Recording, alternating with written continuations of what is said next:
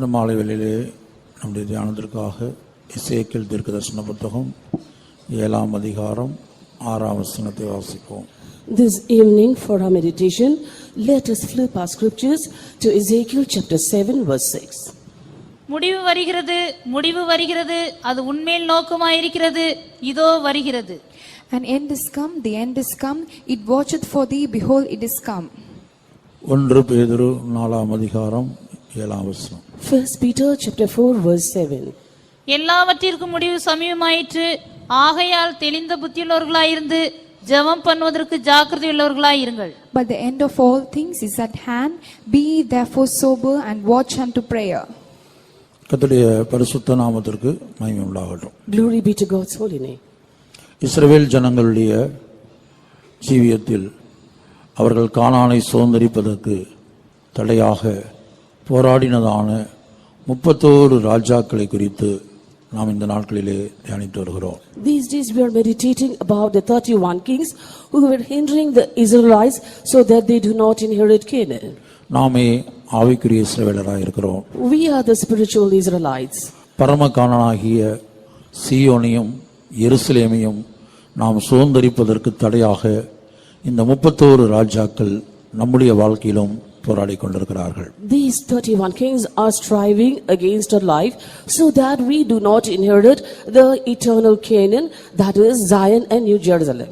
எழுத்தின்படியாக அந்த ராஜாக்கள் மரித்து போயிருக்கலாம், ஆனால் அந்த ராஜாக்களுக்குள்ளே காணப்படுகிற ஆவி இன்றைக்கும் கிரியை செய்து வருகிறது. Literally those kings would have been dead by now, but spiritually those spirits are working even today. கடந்த நாட்களிலே 8 ராஜாக்களை குறித்து நாம் தியானித்தோம். In the past we have meditated about 8 kings. இன்றைய தினத்திலே 9வது ராஜாவையும் 10வது ராஜாவையும் நாம் தியானிக்க போகிறோம். And today we are going to meditate about the 9th and the 10th king. யோசுவாவின் புத்தகம் 12ஆம் அதிகாரத்திலே Joshua chapter 12 13ஆம் வசனம். verse 13. தெபீரின் ராஜா ஒன்று, கெதேரின் ராஜா ஒன்று. The king of Debir one and the king of Geder one. தெபீரின் ராஜா ஒன்று, கெதேரின் ராஜா ஒன்று. The king of Debir one, the king of Geder one. கர்த்தருடைய பரிசுத்த நாமத்திற்கு மகிமை உண்டாகட்டும். Glory be to God's holy name. இந்த தெபீரின் ராஜா 9வது ராஜாவாய் இருக்கிறான். The king of Debir is the 9th king. கெதேரின் ராஜா 10வது ராஜாவாய் இருக்கிறான். The king of Geder is the 10th king. முதலாவது தெபீரின் ராஜாவை குறித்து நாம் தியானிக்க போகிறோம். First we are going to meditate about the king of Debir. தெபீர் என்கிறதான அந்த வார்த்தையினுடைய அர்த்தம் வேத ஆராய்ச்சியாளர்கள் சொல்லியிருக்கிறார்கள், புனிதமான நினைவு சின்னங்களை வைக்கும் இடம், ஸ்ரைன் என்று சொல்லியிருக்கிறார்கள். The meaning given by the biblical scholars for the term Debir is shrine, that is a place or building consecrated to some deity or saint. புனிதமான நினைவு சின்னங்களை வைக்கிறதான இடம். It is a place where some deity is kept. இந்த தெபீரின் ராஜா நம்முடைய வாழ்க்கையில் உயிரோடு இருக்கும்போது அவன் என்ன செய்வான் என்று சொன்னால், அவனுக்கு புனிதமாய்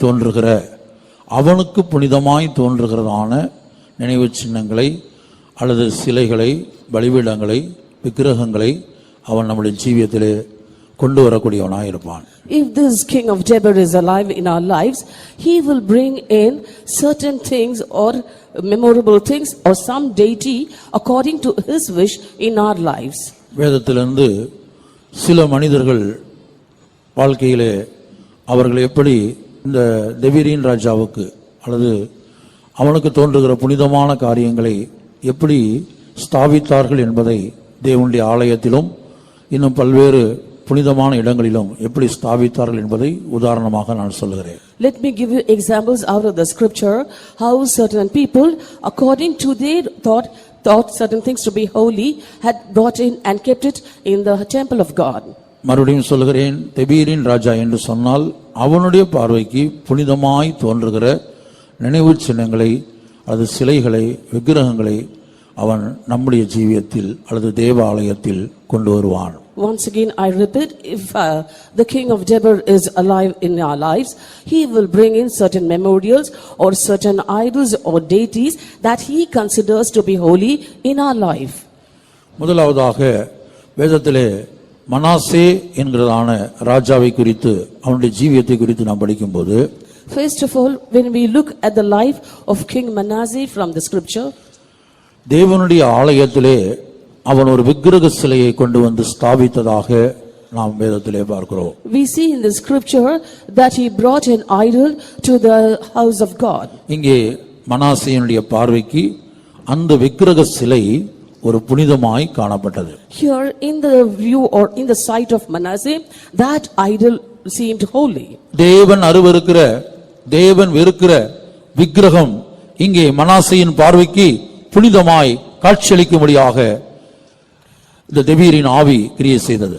The spirit of Debir worked so that the idols which were abhorred by the Lord and hated by the Lord were looking holy unto the eyes of Manasseh. முதலாவதாக 2 நாளாகமம் 33ஆம் அதிகாரத்துல அந்த 8ஆம் வசனம் பெரிய வசனமா இருக்கும். அதனுடைய கடைசி பகுதி மட்டும் வாசிங்க. First, 2 Chronicles chapter 33, the latter part of verse 8. தேவனுடைய ஆலயத்தில் தானே அவன் தான் பண்ணுவித்த விக்கிரகமாகிய சிலையை ஸ்தாபித்தான். தேவனுடைய ஆலயத்தில் தானே அவன் தான் பண்ணுவித்த விக்கிரகமாகிய சிலையை ஸ்தாபித்தான். And he brought in the idol into the house of the Lord. And he brought in the idol into the house of the Lord. கர்த்தருடைய பரிசுத்த நாமத்திற்கு மகிமை உண்டாகட்டும். Glory be to God's holy name. இப்போ தெபீரின் ராஜா என்றால் உங்களுக்கு அர்த்தம் விளங்குகிறதா? Now are you able to understand about the king of Debir? அவனுடைய பார்வையில் புனிதமாய், தேவனுடைய பார்வையில் புனிதமானதல்ல, அவனுடைய பார்வையில் புனிதமாய் காணப்படக்கூடியதான ஒரு சிலையையோ அல்லது ஒரு நினைவு சின்னத்தையோ ஒரு பலிபீடத்தையோ கொண்டு வந்து என்ன செய்வான்? தேவனுடைய ஆலயத்தில் வைத்து விடுவான். He will bring either an idol or a memorial or even an altar which looks holy in his sight into the temple of God and put it there. கர்த்தருடைய பரிசுத்த நாமத்திற்கு மகிமை உண்டாகட்டும். Glory be to God's holy name. இரண்டாவதாக வேதத்திலே நாம் Ahaz என்கிறதான ராஜாவை குறித்து படிக்கிறோம். Second, we also read about King Ahaz in the scripture. அவன் என்ன செய்தான்? 2 ராஜாக்கள் 16ஆம் அதிகாரம் 10 முதல் 14 வரை உள்ள வசனங்கள். 2 Kings chapter 16 verses 10 to 14. அப்பொழுது ராஜாவாய் ஆகாஸ் தமஸ்குவில் உள்ள அசிரியாவின் ராஜாவாகிய திகிலாத் பிளேசருக்கு எதிர்கொண்டு போய் தமஸ்குவில் உள்ள பலிபீடத்தை கண்டான். ராஜாவாய் ஆகாஸ் அந்த பலிபீடத்தின் சாயலையும் அதனுடைய சகல வேலைப்பாடாகிய அதன் மாதிரியையும் ஆசாரியனாகிய உரியாவுக்கு அனுப்பினான். ராஜாவாய் ஆகாஸ் தமஸ்குவில் இருந்து வருகிறதற்குள் ஆசாரியனாகிய உரியா அப்படி கொத்த பலிபீடத்தை கட்டி ராஜாவாகிய ஆகாஸ் தமஸ்குவில் இருந்து அனுப்பின கட்டளைகளின் படியெல்லாம் செய்தான். ராஜா தமஸ்குவில் இருந்து வந்தபோது அவன் அந்த பலிபீடத்தை பார்த்து அந்த பலிபீடத்தண்டையில் சேர்ந்து அதன் மேல் பலியிட்டு தன் சர்வாங்க தகன பலியையும் தன் போஜன பலியையும் தகனித்து தன் பான பலியை வார்த்து தன் சமாதான பலிகளின் இரத்தத்தை அந்த பலிபீடத்தின் மேல் தெளித்தான். கர்த்தரின் சந்நிதியில் இருந்த வெண்கல பலிபீடத்தை அவன் தன் பலிபீடத்திற்கும் கர்த்தரின் ஆலயத்திற்கும் நடுவே ஆலயத்தின் முகப்பிலிருந்து எடுத்து அதை தன் பலிபீடத்திற்கு வடபுறமாய் வைத்தான். 2 ராஜாக்கள் 16ஆம் அதிகாரம் 14ஆம் வசனம். And he brought also the brazen altar which was before the Lord from the forefront of the house from between the altar and the house of the Lord and put it on the north side of the altar. அந்த பலிபீடத்தை தேவனுடைய ஆலயத்தில் ஏற்கனவே காணப்பட்ட வெண்கல பலிபீடத்தை அகற்றிவிட்டு, வெண்கல பலிபீடத்தை தேவனுடைய ஆலயத்தில் ஏற்கனவே வெண்கல பலிபீடம் இருக்கிறது, அந்த வெண்கல பலிபீடத்தை அகற்றிவிட்டு இவன் தான் போன இடத்தில் அல்லது அசீரிய ராஜாக்கள் இடத்துல தமஸ்குவில் கண்டதான அந்த பலிபீடத்தை அதே மாதிரியின்படி ஒன்று செய்து தேவனுடைய ஆலயத்தில் கொண்டு வந்து வைத்து விட்டான். He removed the brazen altar that was in the temple of God and instead placed another altar which he saw in Assyria, that is in Damascus, and he made an altar similar to that and brought it and placed it in the house of God where the brazen altar was. இப்ப தெபீரின் ராஜா என்ன செய்வான் என்பது உங்களுக்கு விளங்குகிறதா? Are you able to understand what the king of Debir will do? தமஸ்குவில போய் அவன் அங்கே கண்ட ஒரு பலிபீடத்தை அதனுடைய மாதிரியின்படி ஒரு பலிபீடத்தை செய்ய சொல்லி ஏற்கனவே தேவனுடைய ஆலயத்தில் காணப்பட்ட அந்த வெண்கல பலிபீடத்தை அகற்றி அதை அப்புறமாய் வைத்துவிட்டு இந்த பலிபீடத்தை அங்கே ஸ்தாபிக்கிறான். When he had been to Damascus, he saw an altar there and was impressed by the pattern, and he ordered the workmen here to make an altar similar to that and placed in the place of the brazen altar in the house of the Lord and put the brazen altar on a side. இனி மூன்றாவதாக ஒரு நபரை குறித்து சொல்லுகிறேன், அந்தியோகியா எபிபானஸ். And third, I'm going to tell you of another person, that is Antiochus Epiphanes. அந்த எபிபானஸ் என்ன செய்தான்?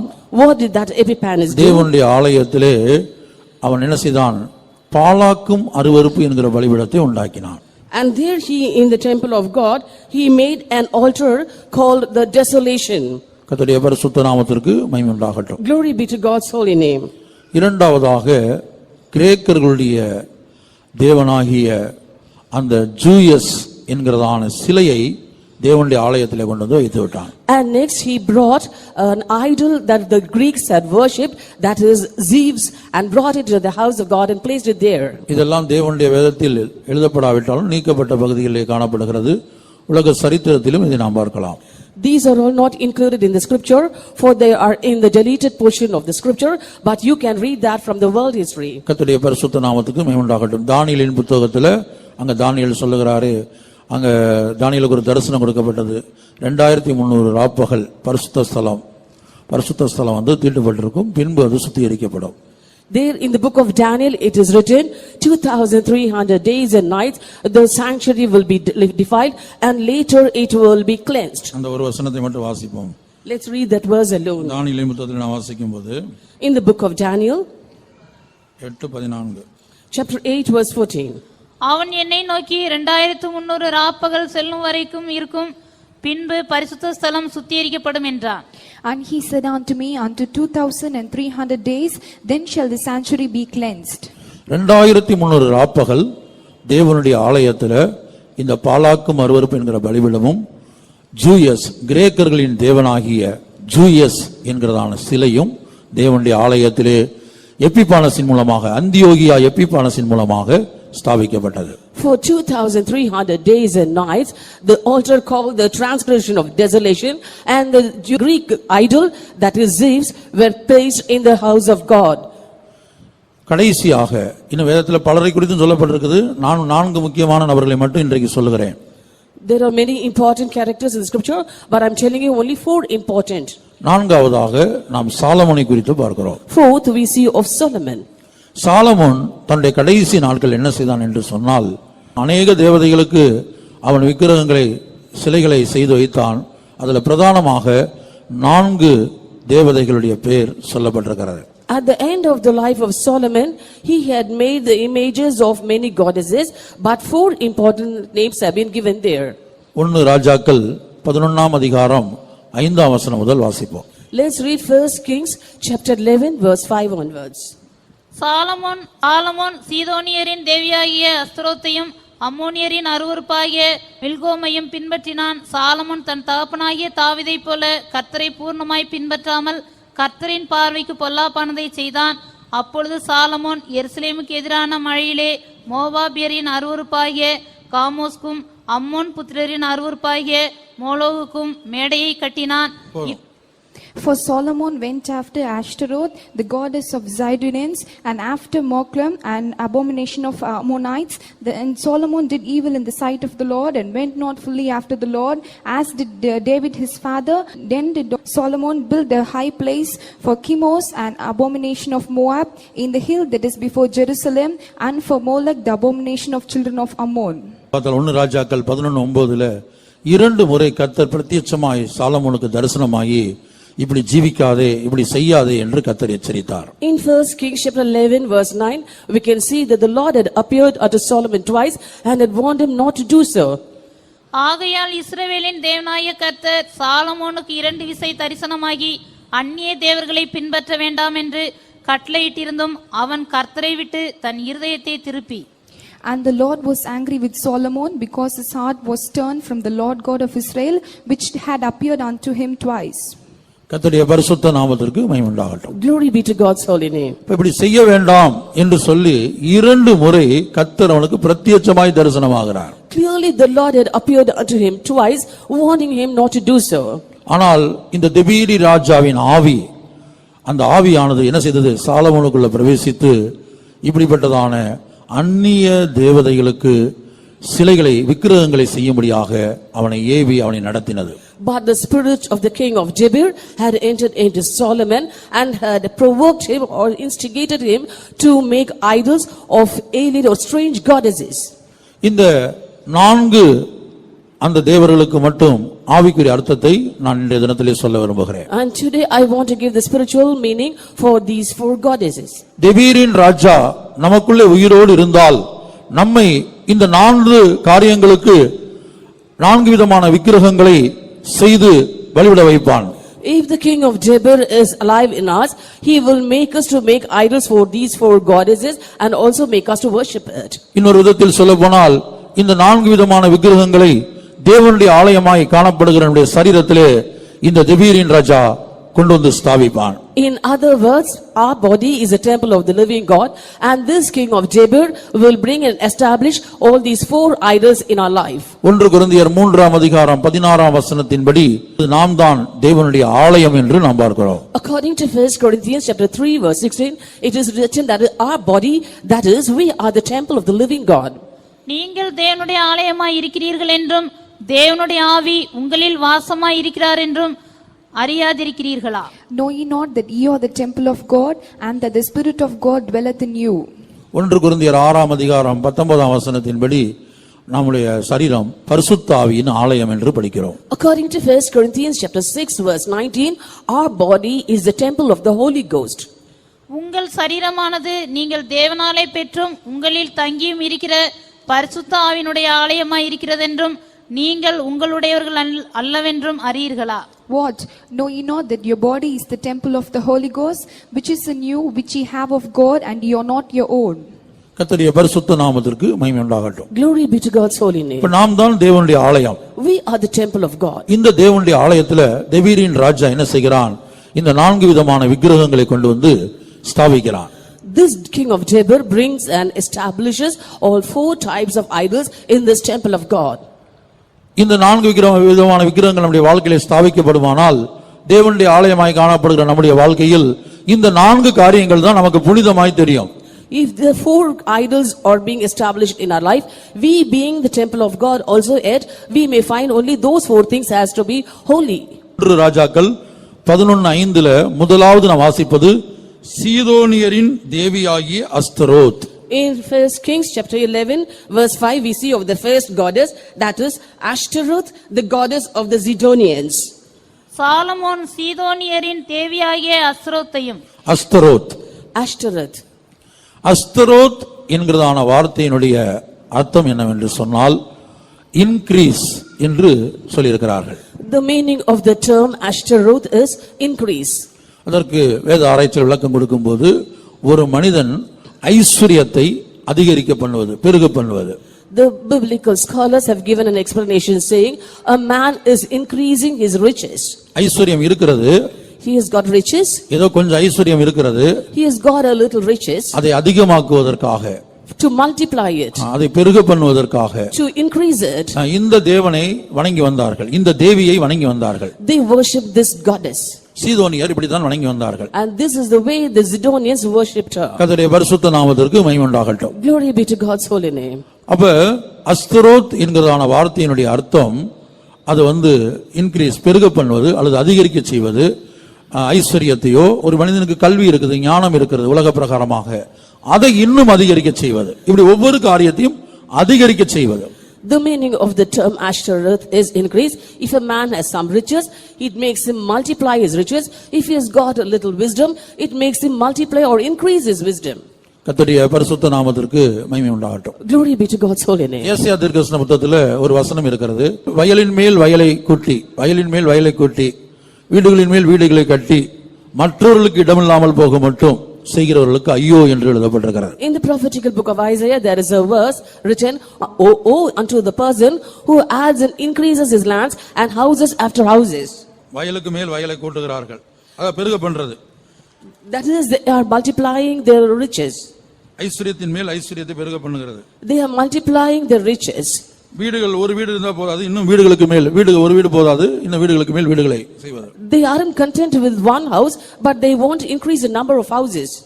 கர்த்தருடைய பரிசுத்த நாமத்துக்கு மகிமை உண்டாகட்டும். Glory be to God's holy name. எஸ்ஐயா 5:8 Isaiah chapter 5 verse 8. தாங்கள் மாத்திரம் தேசத்தின் நடுவில் வாசமாயிருக்கும்படி மற்றவர்களுக்கு இடமில்லாமற் போகுமட்டும் வீட்டோட வீட்டை சேர்த்து வயலோட வயலை கூட்டுகிறவர்களுக்கு ஐயோ. Woe unto them that join house to house, that lay field to field, till there be no place, that they may be placed alone in the midst of the earth. நான் வாசிக்கிறோம், Here we read, தாங்கள் மாத்திரம் தேசத்தின் நடுவிலே குடியிருக்கும்படி. so that they alone dwell in the midst of the earth. தாங்கள் மாத்திரம் தேசத்தின் நடுவில் வாசமாயிருக்கும்படி. So that they alone dwell in the midst of the earth. அதேவேளை மற்றவர்களுக்கு இடமில்லாமல் போக மாட்டோம். At the same time without offense to others. வீட்டோடு வீட்டை சேர்த்து They join house to house. வயலோடு வயலை கூட்டுகிறவர்களுக்கு And leave field to field. ஐயோ. Woe unto them. 9ஆம் வசனம். Verse 9. சேனைகளின் கர்த்தர் என் செவி கேட்க சொன்னது மெய்யாகவே அந்த திரளான வீடுகள் பாழாகும், பெரியவைகளும் நேர்த்தியானவைகளுமாகிய வீடுகள் குடியில்லாதிருக்கும். In my ears saith the Lord of hosts, of a truth many houses shall be desolate, even great and fair without inhabitant. 10ஆம் வசனத்திலே அந்த வயலை குறித்து சொல்லப்பட்டிருக்கிறது. பத்தேர் நிலமாகிய. In verse 10 it is written about the field. நிலமாகிய திராட்சை தோட்டம் ஒரேபடி ரசம் தரும், ஒரு கிளவிதை ஒரு குறுனி விளையும். 10 acres of vineyard shall yield one bath, and seed of one hammer shall yield an ephah. இப்ப அஸ்தரோத் என்றால் உங்களுக்கு விளங்கும் என்று நினைக்கிறேன். I hope by now you would have understood what Ashtaroth means. கர்த்தருடைய பரிசுத்த நாமத்திற்கு மகிமை உண்டாகட்டும். Glory be to God's holy name. இப்ப தெபீரின் ராஜா ஒரு நபருக்குள்ளே அவன் உயிரோடு இருப்பான் என்று சொன்னால் அவன் என்ன செய்வான்னு சொன்னா, வீட்டோட வீட்டை கட்டணும், நிறைய வீடுகளை கட்டணும், நிறைய ஆஸ்திகளை வாங்கணும். இதைத்தான் புனிதமாக என்ன வைப்பான். இந்த நோக்கத்தோட தான் இந்த உலகத்துல ஜீவிக்க வைப்பான். If the king of Debir is alive in a person, the thing that he will do in the person is that he will make them to add house after house and lands after lands, and they will be under the consideration that these are the holy things in life. இயேசு சீக்கிரமாய் வருகிறார். Jesus is coming soon. எப்படியாயிலும் அவரை போல மாற வேண்டும். Somehow I should become like him. விசுவாசத்தின் பூரணத்தை பெற்றுக்கொள்ள வேண்டும். I should be perfect in faith. தேவசுத்தத்தின் பூரணத்தை அடைய வேண்டும். I have to become perfect doing the will of God. அன்பின் பூரணத்தை அடைய வேண்டும். I have to achieve perfection in love. ஐயோ, பரிசுத்தத்தில் குறைவுள்ளவனாய் இருக்கிறேனே, நான் அவரை போல பரிசுத்தனாய் மாற வேண்டும். Oh, I'm lacking in holiness. I must become as holy as he is. நான் இயேசுவை போல மாற வேண்டும். I have to become like Jesus. இந்த எண்ணம் இல்ல. No such thought. இப்ப எண்ணமெல்லாம் என்னன்னு சொன்னா, எது புனிதமாய் தெரிகிறது என்று சொன்னால், அதிகமாய் சம்பாதிப்பது, ஐஸ்வர்யத்தை சேர்ப்பது, வீடுகளை கட்டுவது, நிலங்களை இடங்களை வாங்கி போடுவது. The things that are holy in this sight is that they have to increase their riches, they have to earn more and more, they have to build house after house, and they have to buy land after land. சேனைகளின் கர்த்தர் என்ன சொல்கிறார்? மெய்யாகவே அதெல்லாம் பாழாகும் என்று சொல்கிறார். This Lord of hosts says, surely all of them shall become desolate. கர்த்தருடைய பரிசுத்த நாமத்துக்கு மகிமை உண்டாகட்டும். Glory be to God's holy name. அப்ப தெபீரின் ராஜா முதலாவது என்ன செய்கிறான்? இந்த அஸ்தரோத்தை கொண்டு வந்து ஸ்தாபிக்கிறான். Therefore the king of Debir first brings in this Ashtaroth. தேவனுடைய ஆலயத்திலே, நம்முடைய ஜீவியத்திலே அவன் என்ன செய்கிறான்? நம்முடைய மனதிலே, நம்முடைய இருதயத்திலே இந்த அஸ்தரோத்தை கொண்டு வந்து ஸ்தாபிக்கிறான். He brings this Ashtaroth into the house of God, into our lives, that is in our mind and our heart. இந்த அஸ்தரோத்து ஸ்தாபிக்கப்பட்ட பிற்பாடு என்ன சம்பவிக்கும் என்று சொன்னால், ஒரு தேவனுடைய பிள்ளையுடைய மனதெல்லாம், ஒரு தேவனுடைய பிள்ளையுடைய இருதயம் எல்லாம் இன்னும் சம்பாதிக்க வேண்டும், இன்னும் சம்பாதிக்க வேண்டும், இன்னும் சேமிக்க வேண்டும், இன்னும் சேமிக்க வேண்டும், இன்னும் கட்ட வேண்டும். After this Ashtaroth is established in a child of God, all his thought is towards his earnings. I have to earn more and more, I have to build more and more, and I have to save more and more. அப்ப தெபீரின் ராஜா நமக்குள்ளே உயிரோடு இருப்பான் என்று சொன்னால், முதலாவது அவன் என்ன செய்கிறான்? விருத்தி அடைய பண்ணுகிறான். விருத்தி அடைய பண்ணக்கூடியதான மனதும் இருதயம் எப்போது என்ன செய்யணும்? அதிகரிக்க பண்ணணும். ஐஸ்வர்யத்தை அதிகரிக்க பண்ணணும், பணத்தை அதிகரிக்க பண்ணணும். அடுத்து என்ன செய்யணும்? ஒவ்வொரு காரியத்தையும் உலக பிரகாரமாக என்ன காரியம் இருக்குதோ எல்லாத்திலையும் அதிகம் வேணும். Therefore, if the king of Debir is alive in us, they will always expect an increase in everything, our income, our riches, our money, and everything, all material goods. அதான் நான் வேதத்திலே வாசித்த ஏசாயாவிலே சொல்லப்பட்ட கர்த்தர் சொல்கிறார், அப்படிப்பட்டவருடைய முடிவு ஐயோ என்று எழுதப்பட்டிருக்கிறது. And that is what the Lord says in the prophetical book of Isaiah, woe unto them. தாங்கள் மாத்திரம் தேசத்தின் நடுவில் குடியிருக்கும்படி. So that they alone live in the midst of the earth. மற்றவர்களுக்கு இடமில்லாமல் போக மாட்டோம். Without giving any room to others. அந்த ஒரு வசனத்தை மறுபடியும் கூட வாசிப்போம். ஏசாயா 5:8. Let's read Isaiah chapter 5 verse 8 once again. தாங்கள் மாத்திரம் தேசத்தின் நடுவில் வாசமாய் இருக்கும்படி தாங்கள் மாத்திரம் தேசத்தின் நடுவில் வாசமாய் இருக்கும்படி So that they alone dwell in the midst of the earth. மற்றவர்களுக்கு இடமில்லாமற் போக மட்டும். மற்றவர்களுக்கு இடம் கிடைக்கணுமா? இடம் இருக்குதா இல்லையா அது விஷயமே இல்ல. So that no one else finds a place there. வீட்டோட வீட்டை சேர்த்து வயலோட வயலை கூட்டுகிறவர்களுக்கு ஐயோ.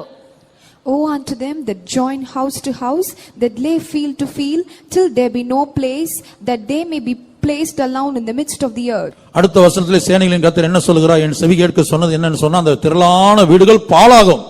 In the next verse it is written, in mine ears say the Lord of hosts, of a truth many houses shall be desolate. பெரியவைகளும் நேர்த்தியான அந்த வீடுகள் எல்லாம் குடியில்லாமல் இருக்கும். ஆள் குடியிருக்க முடியாத அளவுக்கு இருக்கும்.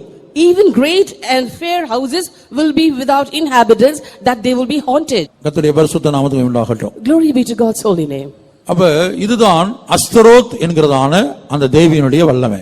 This is the power of the goddess Ashtoreth. தெபீரின் ராஜா இப்ப நமக்குள்ள இருந்தா நம்ம எழுத்தின்படியாக அஸ்தரோத்ங்கிற சிலையை நம்ம வச்சிருக்கிறது இல்ல. இப்ப நம்ம யாருக்கிட்டையும் நம்ம தேவனுடைய ஆலயம் இப்ப நமக்குள்ள எழுத்தின்படியாக அஸ்தரோத்னு ஒரு விக்கிரகம் இல்ல, ஒரு பெண் சிலை இல்ல. Today we are the temple of God, but literally we do not have the goddess Ashtoreth in our lives. ஆனா அதே வேளை மனதிலும் இருதயத்திலும் என்ன இருக்குது? இன்னும் சம்பாதிக்கணும், இன்னும் சம்பாதிக்கணும், இன்னும் சேமித்து வைக்கணும், இன்னும் சேமித்து வைக்கணும். அந்த மதிகடன் சொன்னான்ல, களஞ்சியத்தை இன்னும் பெரிதா கட்டணும், களஞ்சியத்தை இன்னும் பெரிதா கட்டணும். At the same time, in our mind and in our heart, there is a craving to saying, I have to earn more and more, I have to save more and more. As the fool said in the New Testament, that I want to pull down my barns and build bigger ones. கர்த்தருடைய பரிசுத்த நாமத்துக்கு உண்டாகட்டும். 5 set Dress இருக்குது, 10 set Dress இருக்குது, இன்னொரு 10 set எடுக்கணும். ஒவ்வொன்றுல என்ன சொல்ற? ஒவ்வொரு காரியத்திலும் அதிகரிக்க பண்ணுவது. I've got 5 sets of dresses or 10 sets of dresses. I'm not content. I want to take another 5 sets of dresses. In this way, in every matter, they want to be on the increase. சரி, புதுசு வரும்போது இந்த பழசு வேற யாருக்கா கொடுத்துருவோம். அப்படி அல்ல. பழசும் வேணும், புதுசும் வேணும். Okay, when I get new ones, let me give off the old ones to some others. That's not the case. They say, I want both the new ones as well as the old ones. கர்த்தருடைய பரிசுத்த நாமத்திற்கு மகிமை உண்டாகட்டும். Glory be to God's holy name. வீட்ல ஒரு 2 wheeler இருக்குது, 2 2 wheeler இருக்குது, இன்னொரு 2 2 வீலர் வாங்குவோம். ஒரு கார் இருக்கு, இன்னொரு கார் வாங்க. அப்படி ஒவ்வொன்றையும் அதிகரிக்க செய்வது. In the house already there are a couple of 2 wheelers. They are not content with that. I want to get another 2 wheeler, and in the same way I've got a car. They are not content with that. They want to add to it and want the second car. மனது இருதயம் இதான் இடம். இந்த இடத்துல இப்ப என்ன செஞ்சான்? இந்த அஸ்தரோத்தை கொண்டு வந்து உட்கார வச்சிட்டான். எப்போது என்ன மனதிலும் இருதயத்திலும் இதான் ஓடிக்கிட்டே இருக்குது. And in the mind and heart is a place, and he's brought and placed at Ashtaroth there, and all the while your mind is grinding over that point. அதுபோல கல்வி, ஞானம், இப்படி உலக பிரகாரமான காரியங்கள் எல்லாவற்றையும் பெருக பண்ணும்படியாக. Similarly, our education, our wisdom, we must get everything in this world on the increase. ஒரு மனிதனுடைய மனது முழுவதும், ஒரு மனிதனுடைய இருதயத்தை முழுவதும் இந்த அஸ்தரோத் அப்படி மாற்றி விடுகிறது. This Ashtaroth converts the mind and heart of a man in this way. Solomon அஸ்தரத்தை வணங்க வேண்டிய அவசியமே இல்லை. There was no need for Solomon to worship Ashtaroth. ஏனென்றால் தேவன், சர்வ வல்லமையுள்ள தேவன் சாலமோனுக்கு வாக்கு பண்ணியிருந்தார். அவர் என்ன சொல்லியிருந்தார்? ஐஸ்வரியத்தையும் ஞானத்தையும் உனக்கு முன்னிருந்தவர்களை பார்க்கலாம், பின்னிருப்பவர்களை பார்க்கலாம் அதிகமாகவே நான் கொடுக்கிறேன் என்று கொடுத்திருந்தார். For the Almighty God had promised Solomon saying, I will give you riches in abundance, so that no one that is before you had been so rich as you are. ஏதோ புறஜாதிகள் அந்த சீதோனியரின் தேவியை வழிபட்டிருக்கலாம், அஸ்தரோத்தை வணங்கி இருக்கலாம். ஆனால் தேவனுடைய மனுஷனாகிய சாலமோன் ஐஸ்வரியத்துக்காக, கல்விக்காக, ஞானத்துக்காக இந்த அஸ்தரோத்தை வணங்க வேண்டிய அவசியம் இல்லை. Maybe the Gentiles could have worshipped this goddess Ashtaroth for money and for their wisdom, but there was no necessity for Solomon to worship Ashtaroth for the sake of money or wisdom or knowledge. சாலமோனுடைய வாழ்க்கையில் இப்படிப்பட்ட பெரிய வீழ்ச்சி எப்படி சம்பவித்தது? How come such a great downfall was found in the life of Solomon? அஸ்தரோத்தை வணங்கக்கூடிய ஸ்திரீகளோடு அவனுக்கு இருந்த ஐக்கியம்தான், வேறுபாட்டின் ஜீவியம் அவன் செய்யாதபடினாலேதான், அவர்களோடு ஐக்கியப்பட்டபடினாலேதான் அவர்கள், அந்த ஸ்திரீகள் இவன் இருதயத்தை வலிவு போக பண்ணினார்கள். Because he had affinity with women who were worshipping these Ashtaroth, and because he did not lead a life of separation, these women made his heart to turn away from his God. உலக ஜனங்களிடத்தில், புறஜாதிகளிடத்தில் இந்த சத்தியத்திலே காணப்படாத தேவனுடைய ஜனங்களிடத்தில் அல்லது கிறிஸ்தவர்களிடத்தில் நீங்கள் பழகும்போது எச்சரிக்கையா இருக்க வேண்டியது அவசியமாயிருக்கிறது. அவர்கள் உங்கள் இருதயத்தை போக பண்ணாதபடிக்கு. You have to beware when you get associated or have affinity with the people in this world and the Gentiles, so that they do not make your heart to turn away from your God. எவ்வளவு பெரிய சாலமோனுக்கு நிகரான நான் ஞானம் படைத்தவன் ஒருவனும் இல்லை என்று ஆண்டவர் சொன்னார். So great was Solomon, for God himself has stated that there is no one who is able to match the wisdom of Solomon. அப்படி ஒரு ஞானத்தை நான் உனக்கு கொடுக்கிறேன் என்று சொன்னார். He had promised him to give such wisdom. நீ கேளாத ஐஸ்வரியத்தையும் ஆயுசு நாட்களை நான் உனக்கு கொடுக்கிறேன் என்று சொன்னார். And he also promised him riches and length of days that he didn't ask of the Lord. ஆனால் அப்படிப்பட்ட சாலமோனுடைய முடிவை பாருங்கள். But look at the end of such a Solomon. கர்த்தருடைய பரிசுத்த நாமத்துக்கு மகிமை உண்டாகட்டும். Glory be to God's holy name. 2 முறை ஆண்டவர் பிரத்யட்சமாய் தரிசனமாயும் இந்த அஸ்தரோத்தின் வல்லமையிலிருந்து சாலமோனால் வெளியே வர முடியவில்லை. Even though God had clearly appeared twice unto Solomon, Solomon was not able to come out of the power of this Ashtaroth. கர்த்தருடைய பரிசுத்த நாமத்திற்கு மகிமை உண்டாகட்டும். Glory be to God's holy name. ஆகவே அஸ்தரோத் என்று சொல்லும்போது அது பெருக பண்ணுவது, அதிகரிக்க செய்வது, ஐஸ்வரியத்தை, இடத்தை, பொருளை, பணத்தை, ஞானத்தை, இனி உலக பிரகாரமான எல்லா காரியங்களையும் அதிகரிக்க செய்ய வேண்டும் என்கிற எண்ணம் மனதிலே இருதயத்தில் அதே எண்ண உடையவர்களாய் மாற்றிவிடும். Therefore, when we say of Ashtaroth, that means it's increase.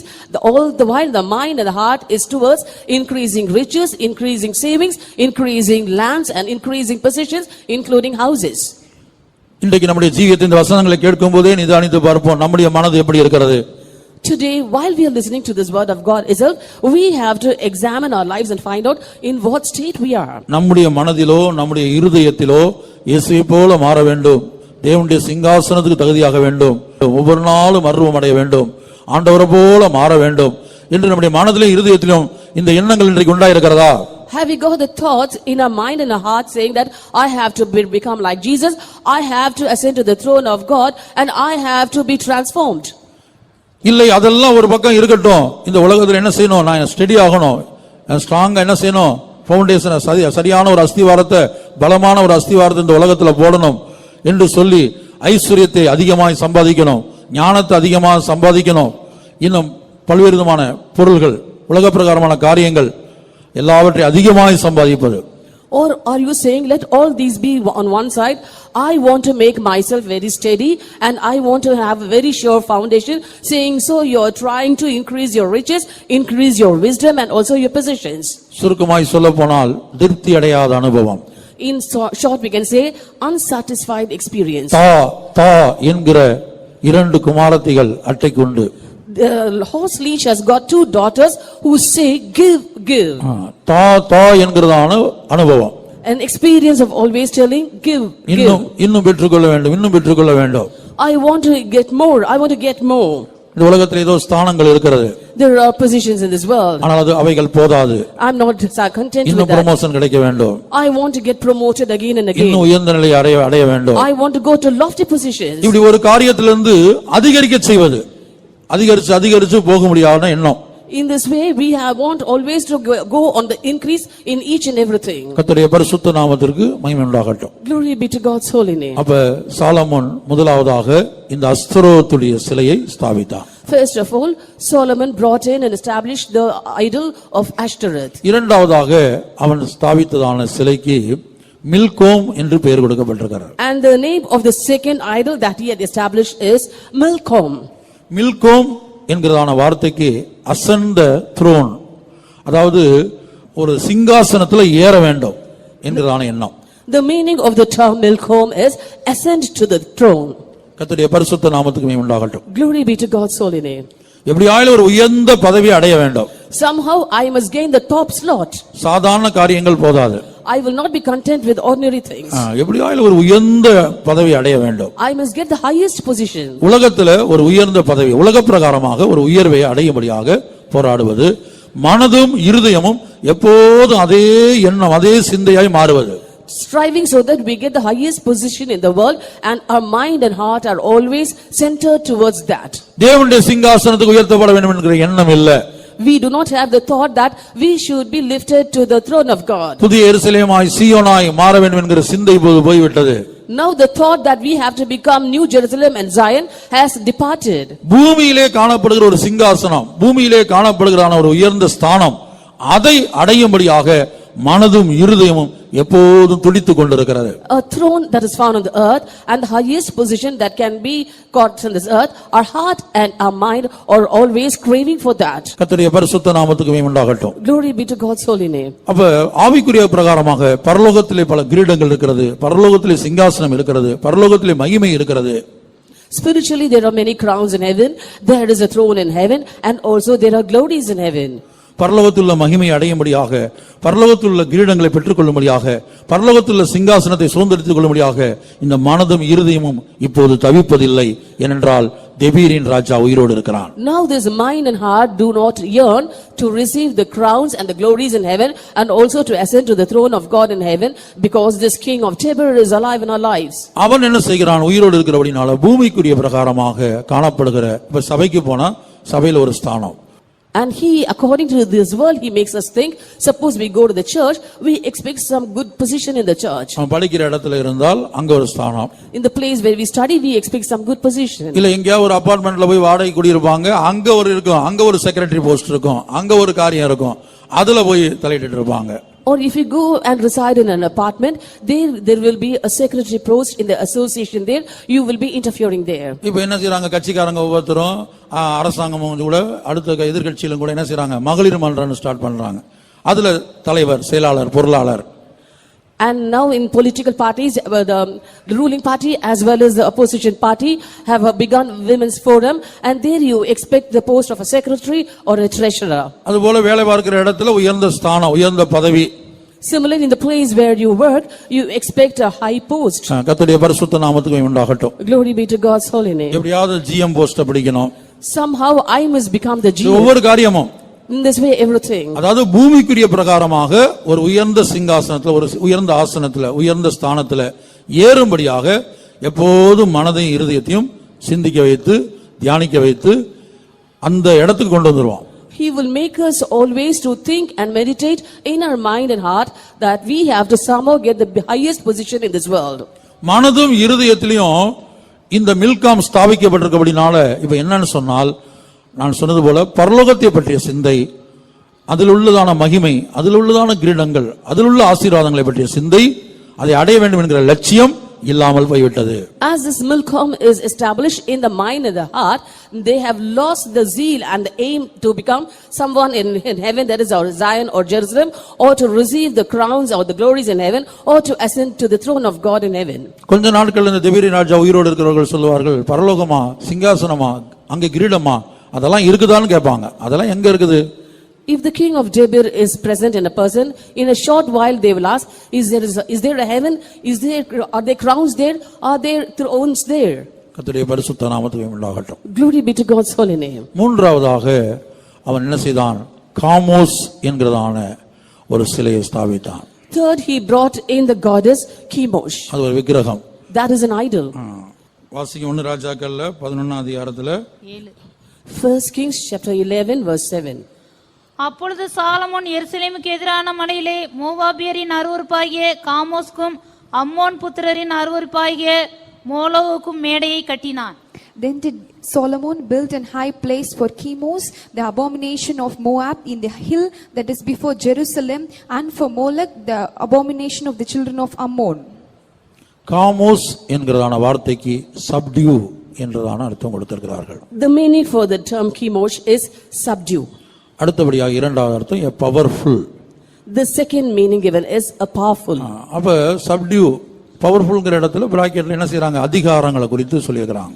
And when they have given the term powerful, in the brackets they have written about the authority or power. இந்த பூமியில அதிகாரம் செலுத்தணும். And we have to exercise authority in this world. எந்த இடத்துல இந்த வீட்ல இருந்தா வீட்ல அதிகாரம் செலுத்தணும், வேலைக்கு போனா வேலையில அதிகாரம் செலுத்தணும், சபைக்கு வந்தா சபையில அதிகாரம் செலுத்தணும். எந்த இடத்துல இருந்தாலும் நான் ஒரு பவர்ஃபுல் ஆளா இருக்கணும். That is, if I am in my house, I must exercise my authority there. If I go to work, I must exercise my authority there. And if I come to the church, I have to exercise my authority in the church. Wherever I am, I should show myself as a powerful person. அப்ப சப்டியூ என்று சொல்லும்போது மற்றவர்களை கீழ்ப்படுத்துவது, மற்றவர்களுக்கு மேலாய் உயர்வது, மற்றவர்களை தனக்கு கீழ்ப்படுத்தி தான் மேலாக இருப்பது. When we say of subdue, that is bringing others under subjection and we climbing above others. சில குடும்பங்கள்ல கணவன்மார் அப்படி இருப்பாங்க, மனைவிமார் என்ன செய்யணும், கீழ்ப்படுத்தி இருக்கணும், மனைவிமார் நமக்கு மேல போக கூடாது, அந்த எண்ணத்தோட ஒவ்வொரு நடவடிக்கையும் அப்படிதான் செய்வாங்க, அதை பிளான் பண்ணி செய்வாங்க. In certain houses we can say the husbands are powerful and they try to subdue their wives and bring her under subjection. In every decision in the family that they take, it must be according to his wish, he thinks. சில குடும்பங்கள்ல மனைவிமார்கள் அதிக வசதி உள்ள குடும்பத்துல வந்திருப்பாங்க, இல்ல கணவனப்பார்கள் அதிகம் படிச்சவங்களா இருப்பாங்க, இல்ல கணவனப்பார்கள் அதிகம் சம்பாதிக்கிறவங்களா இருப்பாங்க. அவங்க என்ன செய்வாங்க, கணவனை கீழ்ப்படுத்தணும், நான் சொல்றது அவர் கேட்கணும். In certain houses we can see the wives would have come from affluent families, or she would have been more educated than the husband, or she might be earning more than the husband, so she will be thinking to be powerful in the family and will be trying to bring her husband under subjection. சில வேளை பிள்ளைகளுடைய சம்பாத்தியத்துல பெற்றோர்கள் சாப்பிடுற மாதிரி இருக்கும், அப்ப சம்பாதிக்கிற பிள்ளைகள் சொல்லுவாங்க, பெற்றோர் என்ன செய்யணும், தனக்கு கீழ்ப்பட்டிருக்கணும், அவங்கள கீழ்ப்படுத்தி பெற்றோரை தனக்கு கீழ்ப்படுத்தி அவங்களுக்கு மேல இருந்து என்ன செய்வாங்க, அதிகாரம் பண்ணுவாங்க. In certain houses the parents will be living by the earnings of the children, so the children will be trying to subdue the parents and the parents also will be under subjection to the children. அதுபோல தேவ ஜனங்கள் என்ன செய்வாங்க, சபையில் உள்ள தேவ ஊழியர்களை தனக்கு கீழ்ப்படுத்தி தாங்க அவங்க மேல அதிகாரம் செலுத்துவாங்க. And similarly certain people of God also will try to bring the saints of God and the workers of God under subjection and will try to overrule them. அப்படிதான் உசியா ராஜா காணப்பட்டான். This was a king Uzziah was found. ஆசாரியர்கள் செய்ய வேண்டிய காரியத்தை ஆசாரியர்களுக்கு மேல போய் தான் இருந்து தன்னை ஒரு ஊழியக்காரனா நினைச்சுக்கிட்டு தான் செய்தான். He thought himself to be a worker of God and he did the work of the priest that pertained not unto himself. ஆசாரியர்கள் சொன்னாங்க, நீ உசியாவே தேசத்துக்கு நீ ராஜாவா இருக்கலாம், ஊழியம் செய்ய உனக்கு தகுதி இல்ல, ஊழியம் செய்ய உனக்கு தகுதி இல்ல.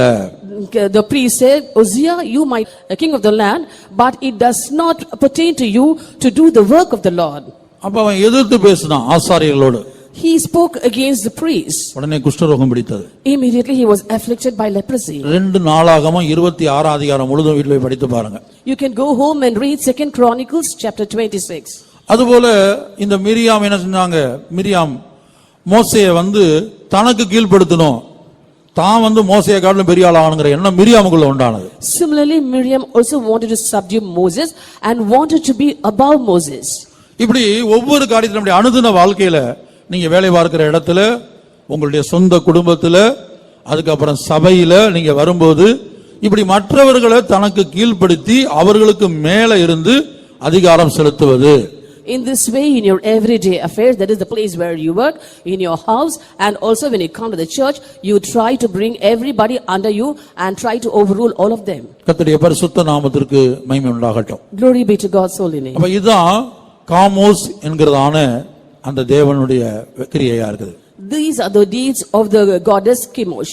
அந்த தேவனுடைய கிரியை என்னன்னு சொன்னா, அந்த காமோஸ் என்றால் இந்த தெபீரின் ராஜா நமக்குள்ள உயிரோடு இருந்தால் அவன் கொண்டு வைக்கிற 3வது விக்கிரகம் காமோஸ். If this king of Debir is alive in us, the third goddess that he brings in our life is Chemosh. இப்ப அதற்கு பதிலாக இப்ப நம்ம எதை கீழ்ப்படுத்தணும்? Instead of that, what should we subdue? பிலிப்பியர் எழுதப்பட்டிருக்கு சப்டியூ என்கிற வார்த்தை ஆங்கில பைபிள்ல.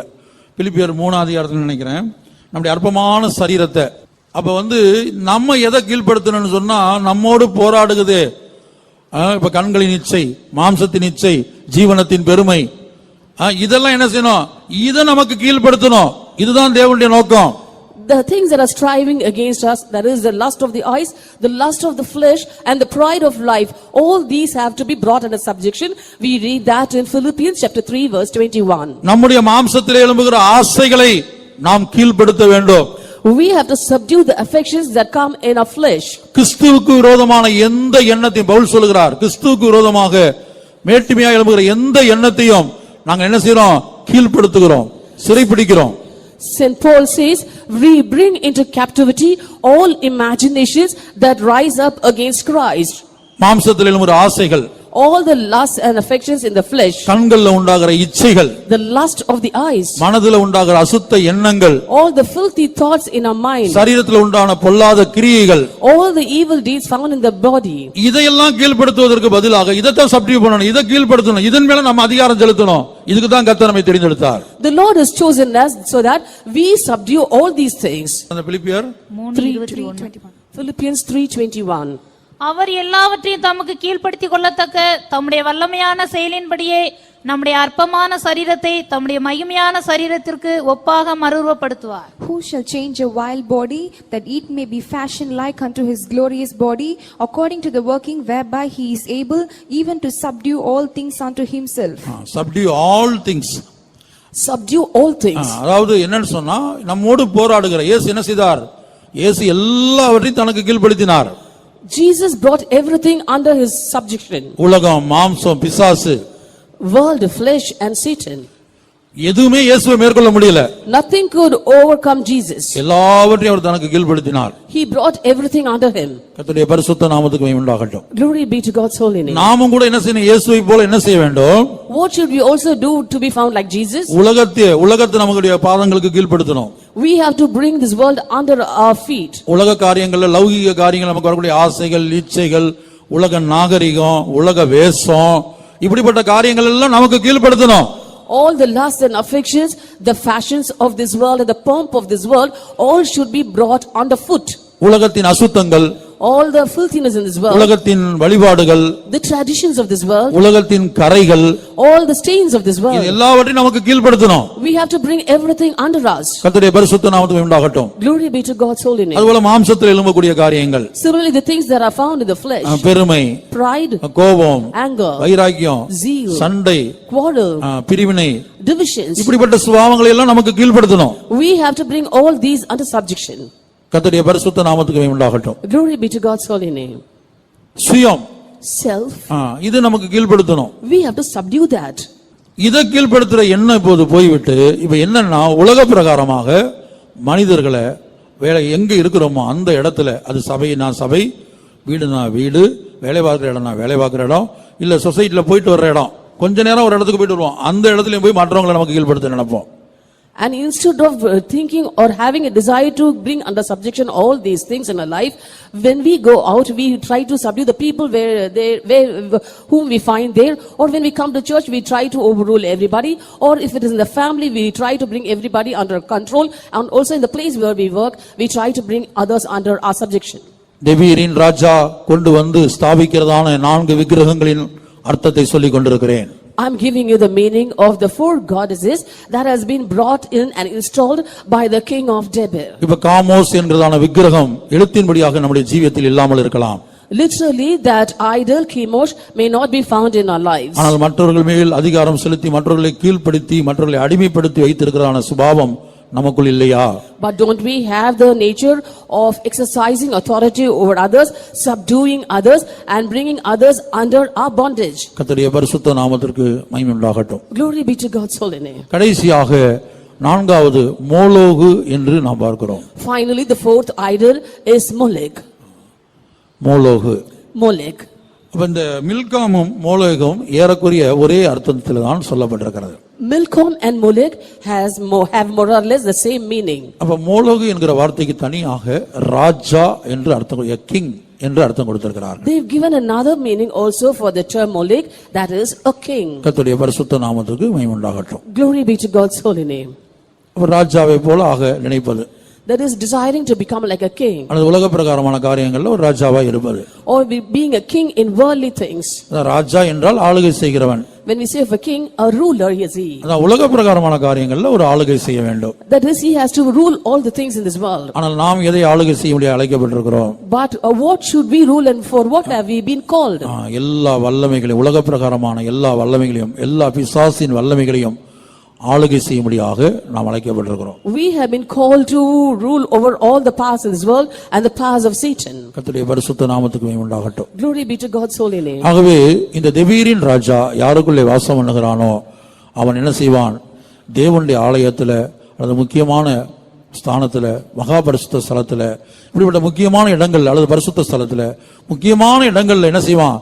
தனக்கு புனிதமாய் தோன்றுகிற அந்த விக்கிரகங்களை கொண்டு வந்து வைத்து விடுவான். Therefore, if the king of Debir is alive in us, he will bring in and establish the idols which he considers to be holy in the house of God, that is in important places like the most holy place and the holy place. ஓரளவுக்கு உங்களுக்கு புரிந்திருக்கும் என்று எண்ணுகிறேன்.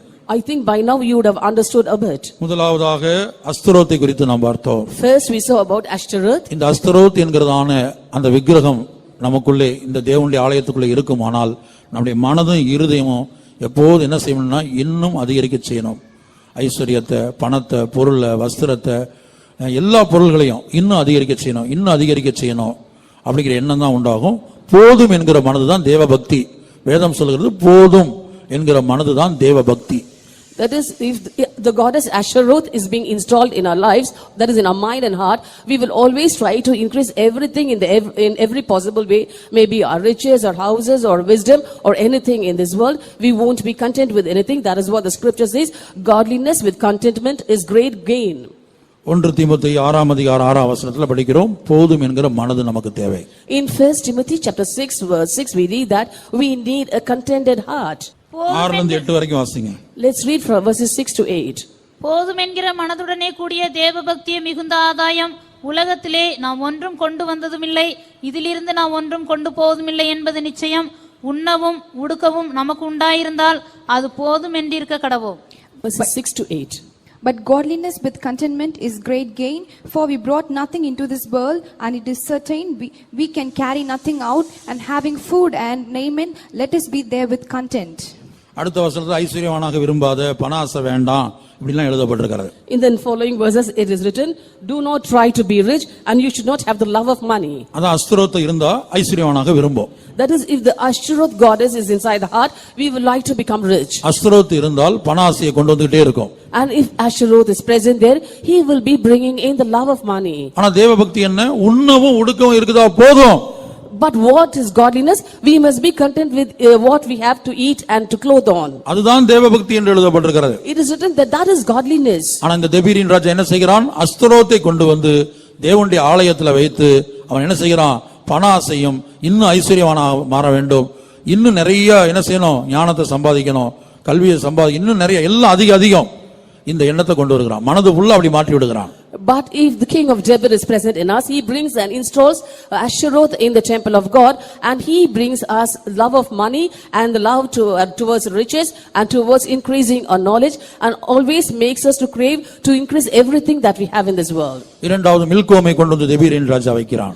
Second king of Debir brings in Milcom. அப்படிப்பட்டவர்களுடைய மனது இருதயம் எல்லாம் ஒரு உயர்ந்த ஸ்தானத்தை இந்த பூமியில் அடைய வேண்டும், எப்படியாவது ஒரு உயர்ந்த ஸ்தானத்தை அடைய வேண்டும் என்கிற எண்ணத்தோடு கிரியை செய்ய ஆரம்பித்துவிடும். And the minds of such people will always be trying hard to reach the highest spot in this world.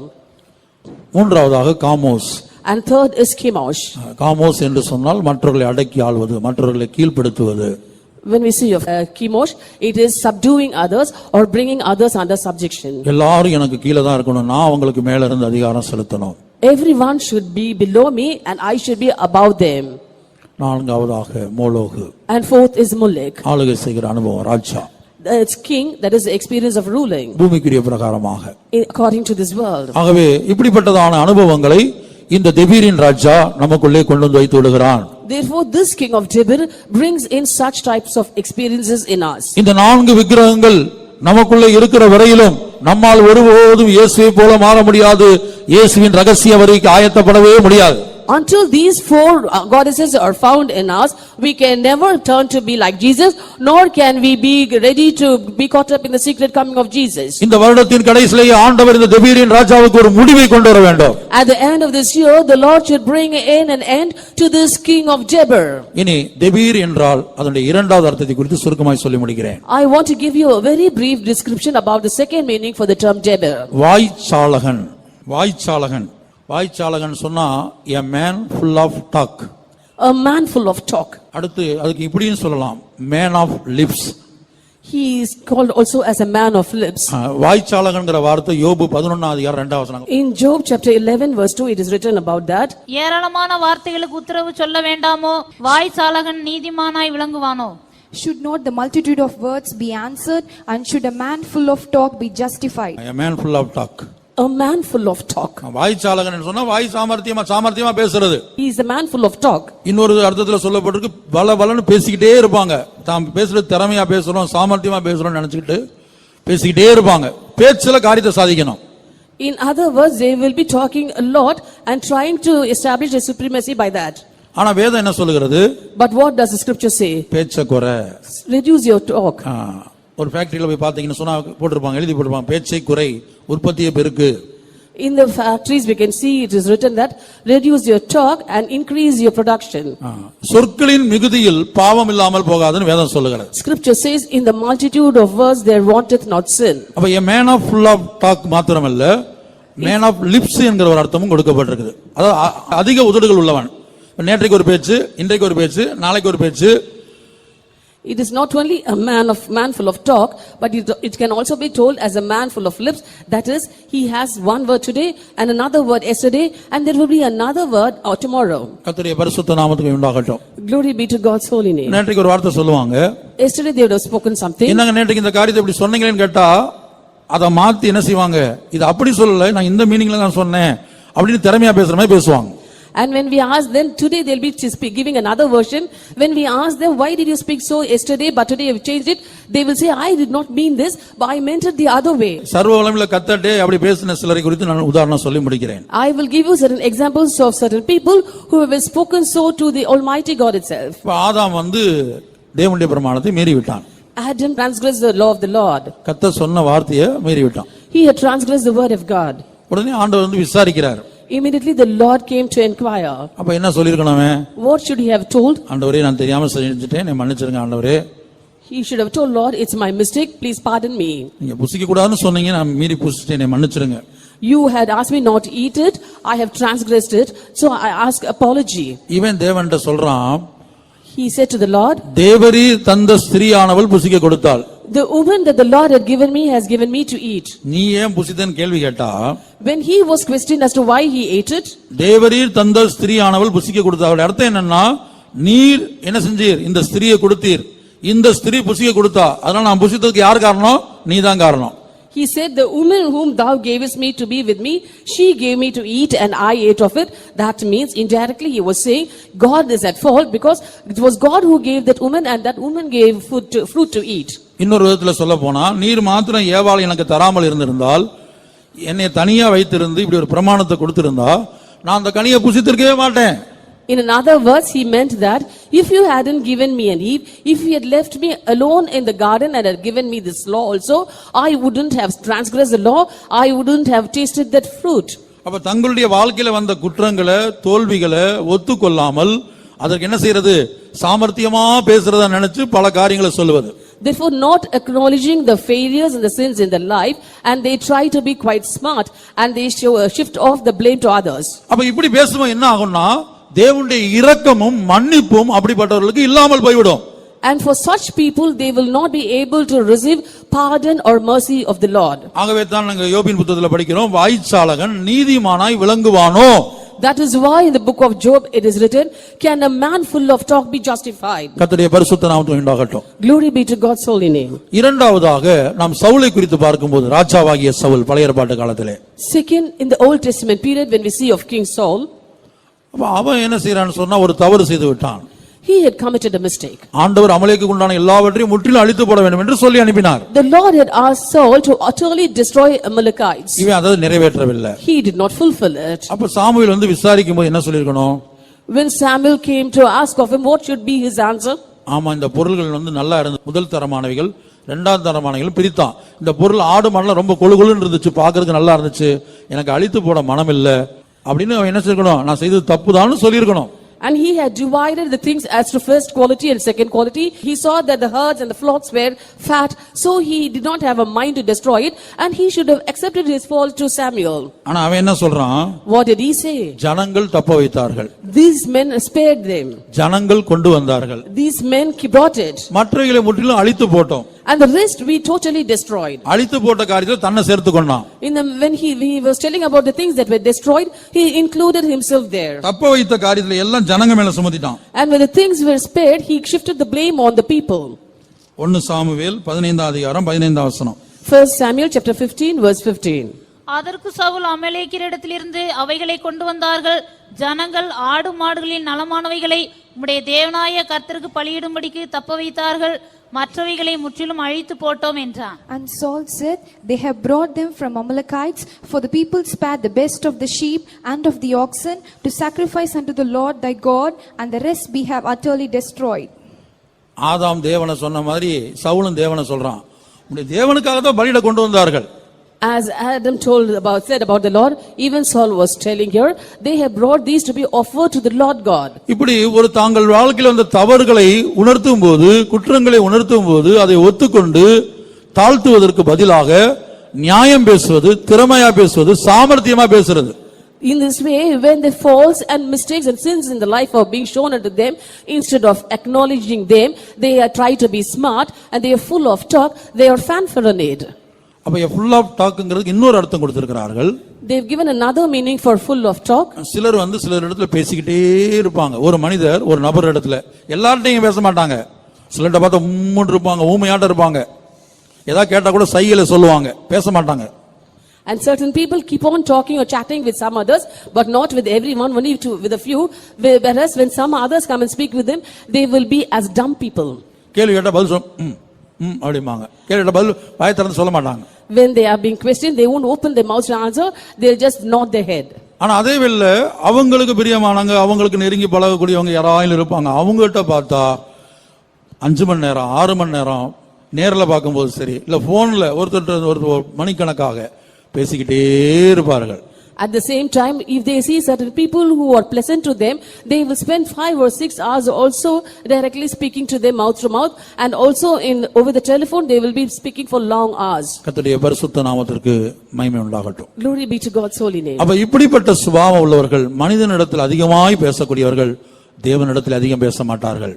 In this way, people who are chatting with people for long hours can never speak much with God. கர்த்தருடைய பரிசுத்த நாமத்துக்கு மகிமை உண்டாகட்டும். Glory be to God's holy name. Abraham லிங்கனை அதிகாலை வேளையிலே ஒரு கையெழுத்து வாங்கும்படியாக அதிகாரிகள் சந்திக்க போனார்களாம். Certain officials went to receive a sign from Abraham Lincoln one early morning. அப்ப போய் இவங்க வெயிட் பண்ணியிருக்காங்க. உள்ள அவர்கிட்ட யார்கிட்டயே பேசிட்டு இருக்கமா, அதிகாலை வேளை, ஆனா உள்ள யார்கிட்டயே பேசிட்டு இருக்கமா தெரியுது. It was very early in the morning. They were waiting outside his room and they were able to hear him speak to someone else. கொஞ்ச நேரம் வெயிட் பண்ணி பார்த்துட்டு கடைசில பார்த்தா உள்ள யாரும் இல்ல. அடுத்து தட்டி உள்ள போறாங்க, உள்ள யாருமே இல்ல. They were waiting for some time and later they knocked the door and went in, and to their dismay they saw none else than Abraham Lincoln alone. அப்போது அவர்கள் கேட்டார்களாம், Then they asked him, இவ்வளவு நேரம் நீங்க யார்கிட்ட பேசிட்டு இந்த மாதிரி சத்தம் கேட்டதுன்னு கேட்டாங்களாம். with whom were you speaking all this while, for we were able to hear you speak to someone. அப்போது அவர் 2 காரியம் சொன்னாராம். Then he told them 2 things. அப்ப என்னுடைய தாய் எனக்கு 2 காரியம் சொல்லி கொடுத்திருக்கிறார்கள். My mother has taught me two things. ஒன்று, முதலாவது காலையில எழும்பின உடனே ஒரு மனிதன்கிட்ட பேசுறதுக்கு முன்னாடி முதலாவது உன் தேவனிடத்துல பேசு. First, early in the morning every day, as soon as you wake up, first talk with your Lord God before talking to men. இரண்டாவது, ஒரு நாள்ல ஒரு மனிதன்கிட்ட எவ்வளவு நேரம் பேசுறியோ அதை பார்க்கலாம் அதிகமான நேரம் தேவன்கிட்ட பேசியிருக்கணும். Second, in a day, you may be talking many hours with men.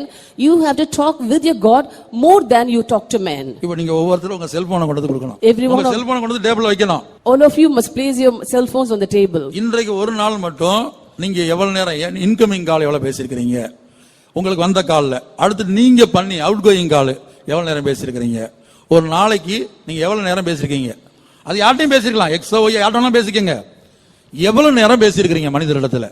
We have to find out how many hours you have spent on your incoming calls and how many hours you have spent on your outgoing calls. It may be some X or Y in your life. இது இல்லாம என்ன செய்றீங்க, போன்ல பேசாம நேர்ல வேலை பார்க்குற இடத்துல, குடியிருக்கிற இடத்துல, வீட்டுல பேசிக்கிட்டே இருக்கிறீங்க. நீங்க சில பேசிக்கிட்டே இருப்பாங்க.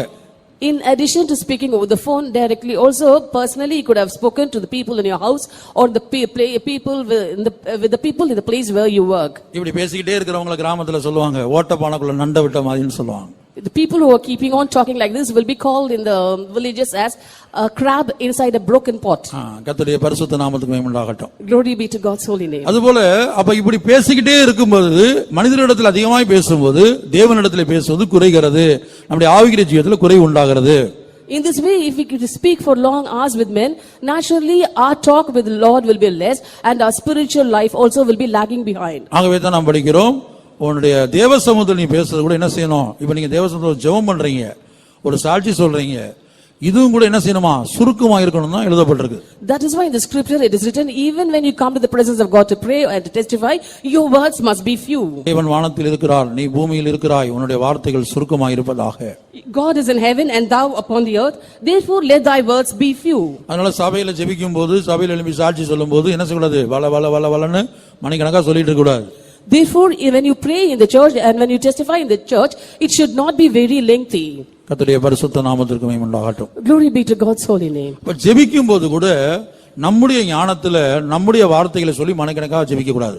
Therefore, when we pray also, it must not be according to our wisdom and according to the selection of words done by us. பரிசேயன் ஜெபித்தது போல. As the Pharisee prayed. பரிசேயன் பாருங்க ஜெபத்துல அவங்க கதை இவங்க கதை அந்த கதை இந்த கதையெல்லாம் போய் ஆண்டவர்ட்ட சொல்றான். In the prayer, the Pharisee was telling about the stories of others to the Lord. அவங்கள காட்டிலும் நீர் என்னை நல்லா வைத்திருக்கிறீன்னு சொல்றான். He told the Lord, you have placed me in a better position than these. அதற்காக உம்மை ஸ்தோத்திரிக்கிறேன்னு சொல்றான். And he said, I thank thee, Lord, for that. ஆனா திரும்பி போகும்போது இவன் பாவியா திரும்பி போனான். But when he returned as a sinner. இவன் பண்ண ஜெபம் இவனை தேவ சமூகத்துல இவன் பண்ண ஜெபம் அவனை பாவியா மாத்திருச்சு. His prayer in God's presence made him a sinner. ஆகவே நாம் என்ன செய்யணும்? Therefore, what should we do? வேதம் சொல்லுகிற ரோமர் 8ஆம் அதிகாரத்துல படிக்கிறோம். In Romans chapter 8 we read. நாம் ஏற்றபடி வேண்டிக் கொள்ள வேண்டியது என்னதென்று அறியாதிருக்கிறோமா? We do not know how we have to pray. ஆண்டவர்ட்ட எப்படி ஜெபிக்கணும்ங்கிறது நமக்கு தெரியாதாம். We do not know how to pray unto the Lord. இப்ப பாருங்க ஒரு அதிகாரிகள்ட்ட போய் பேசுறது எப்படி பேசணும்னு நமக்கு தெரியணும். So when we go to speak to an official, we must know the method. நம்ம வீட்ல பேசுற மாதிரி போயிட்டு என்ன செய்ய கூடாது? அதிகாரிகள்ட்ட பேசணும்னா எனிமி என்ன செய்வாங்க? வெளியில போன்றுவாங்க. If we go and speak to the official as we speak at home, he will ask us to get out of the place. கர்த்தருடைய பரிசுத்த நாமத்துக்கு மகிமை உண்டாகட்டும். Glory be to God's holy name. அப்ப நான் என்ன சொல்ல வரேன்னா இப்படிப்பட்டதான இடத்துல ஒரு நபரிடத்துல ஒரு அதிகாரி இடத்துல ஒரு ஸ்தானத்துல இருக்கவங்ககிட்ட எப்படி பேசணுங்கிறது நமக்கு தெரியணும்.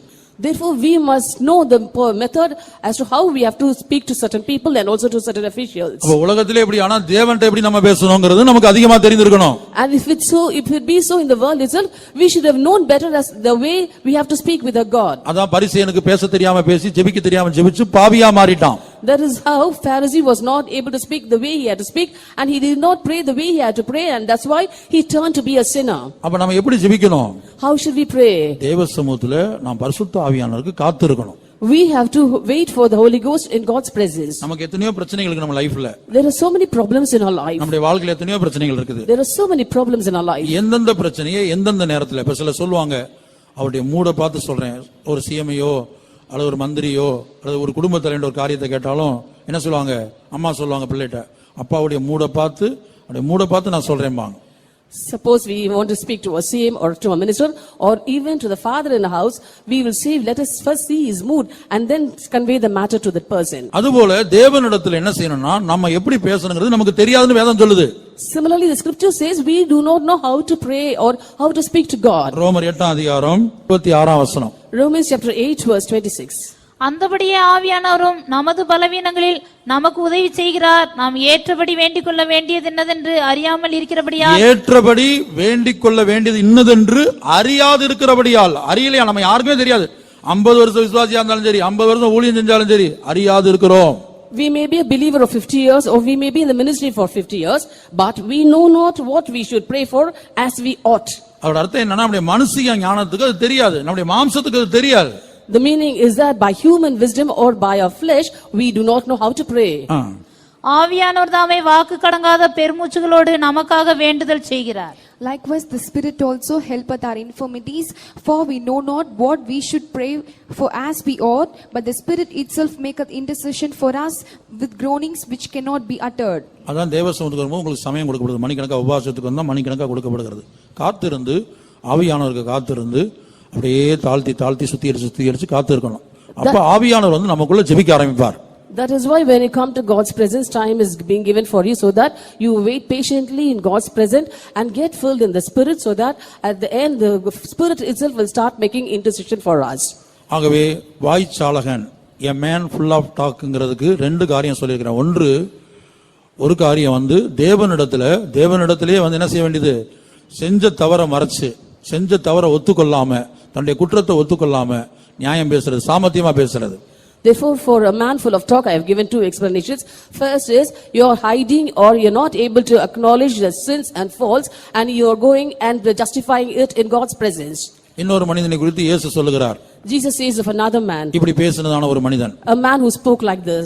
5 தாலந்து வாங்கினவன் 2 தாலந்து வாங்கினவன் 1 தாலந்து வாங்கின அந்த சம்பவத்துல in the instance where men got 5 talents, 2 talents and 1 talent. அந்த 1 தாலந்து வாங்கினவன் சொல்றான், ஏன்பா நீ 1 தாலந்து என்னப்பா செஞ்ச? 1 தாலந்து வச்சு நீ சம்பாதிக்கலையான்னு கேட்டா இவன் அதை புதைச்சு வச்சுட்டு சொல்றான், நீர் விதைக்காத இடத்தில் அறுக்கிறவரும் தெளிக்காத இடத்தில் சேர்க்கிறவரும், கேட்ட கேள்விக்கு பதில் சொல்லாம அவன் விளக்க கொடுக்கிற ஆண்டவருக்கு, நீர் விதைக்காத இடத்தில் அறுக்கிறவரும் தெளிக்காத இடத்தில் சேர்க்கிறவருமான கடினமுள்ள மனுஷன் என்று அறிவேன்.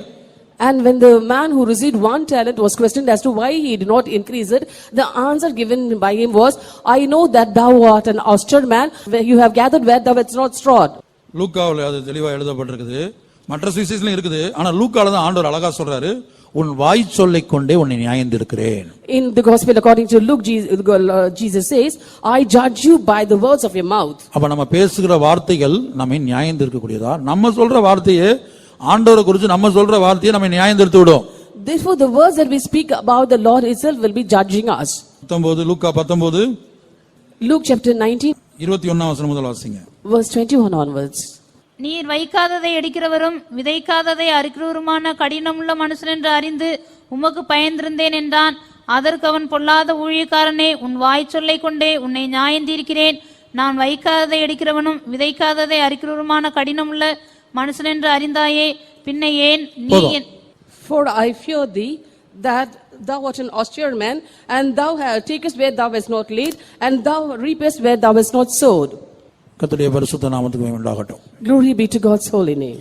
அப்ப இப்படி நம்முடைய வார்த்தைகள் மூலமாக நாம் நியாயந்திருக்கப்பட வேண்டிய சூழ்நிலை உண்டாகும். பரிசேயன் தன்னுடைய வார்த்தையின் மூலமாக பாவியாய் மாற்றப்பட்டான். In this way we will be judged by the words of our mouth, and the Pharisee also turned to be a sinner by the words of his mouth. அதுபோல ஒரு மனிதன் மற்றொரு மனிதனிடத்தில் அதிகமாய் பேசும்போது சொற்களின் மிகுதியில் பாவம் இல்லாமல் போகாது என்று வேதம் சொல்கிறது. Similarly, when a man speaks to another man much, that is what the scripture says, in the multitude of words there wanteth not sin.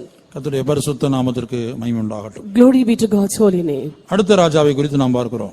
Now let's come to the next king. சொற்களின் மிகுதியில் பாவம் இல்லாமல் போகாதுங்கிறதை நாம் நீதிமொழிகளில் படிக்கிறோம். We read that in the book of Proverbs. நீதிமொழிகள் 10:19 நினைக்கிறேன். அடுத்த ராஜா கெதேரின் ராஜா. The next king is the king of Geder. கெதேர் என்கிறதான வார்த்தையினுடைய அர்த்தம் வால், சுவர் என்பதாகும். The meaning of the term Geder is wall. கர்த்தருடைய பரிசுத்த நாமத்துக்கு மகிமை உண்டாகட்டும். Glory be to God's holy name. கெதேர் என்கிறதான வார்த்தைக்கு வேத ஆராய்ச்சியாளர்கள் கொடுத்த அர்த்தம் சுவர், வால் என்று கொடுத்திருக்கிறார்கள். The biblical scholars have given a meaning for the term Geder as wall. இந்த கெதேரின் ராஜா யாருடைய வாழ்க்கையில் உயிரோடு இருக்கிறானோ அவன் என்ன செய்வான் என்று சொன்னால், முதலாவது நமக்கும் தேவனுக்கும் இடையில ஒரு சுவரை உண்டாக்குவான். If the king of Geder is alive in a person, he will bring up a wall between us and God. நான் மறுபடியும் சொல்லுகிறேன், Let me repeat. கெதேரின் ராஜா நம்முடைய ஜீவியத்தில் உயிரோடு இருந்தால் முதலாவது நமக்கும் நம்முடைய தேவனுக்கும் இடையிலே ஒரு சுவரை உண்டாக்குவான்.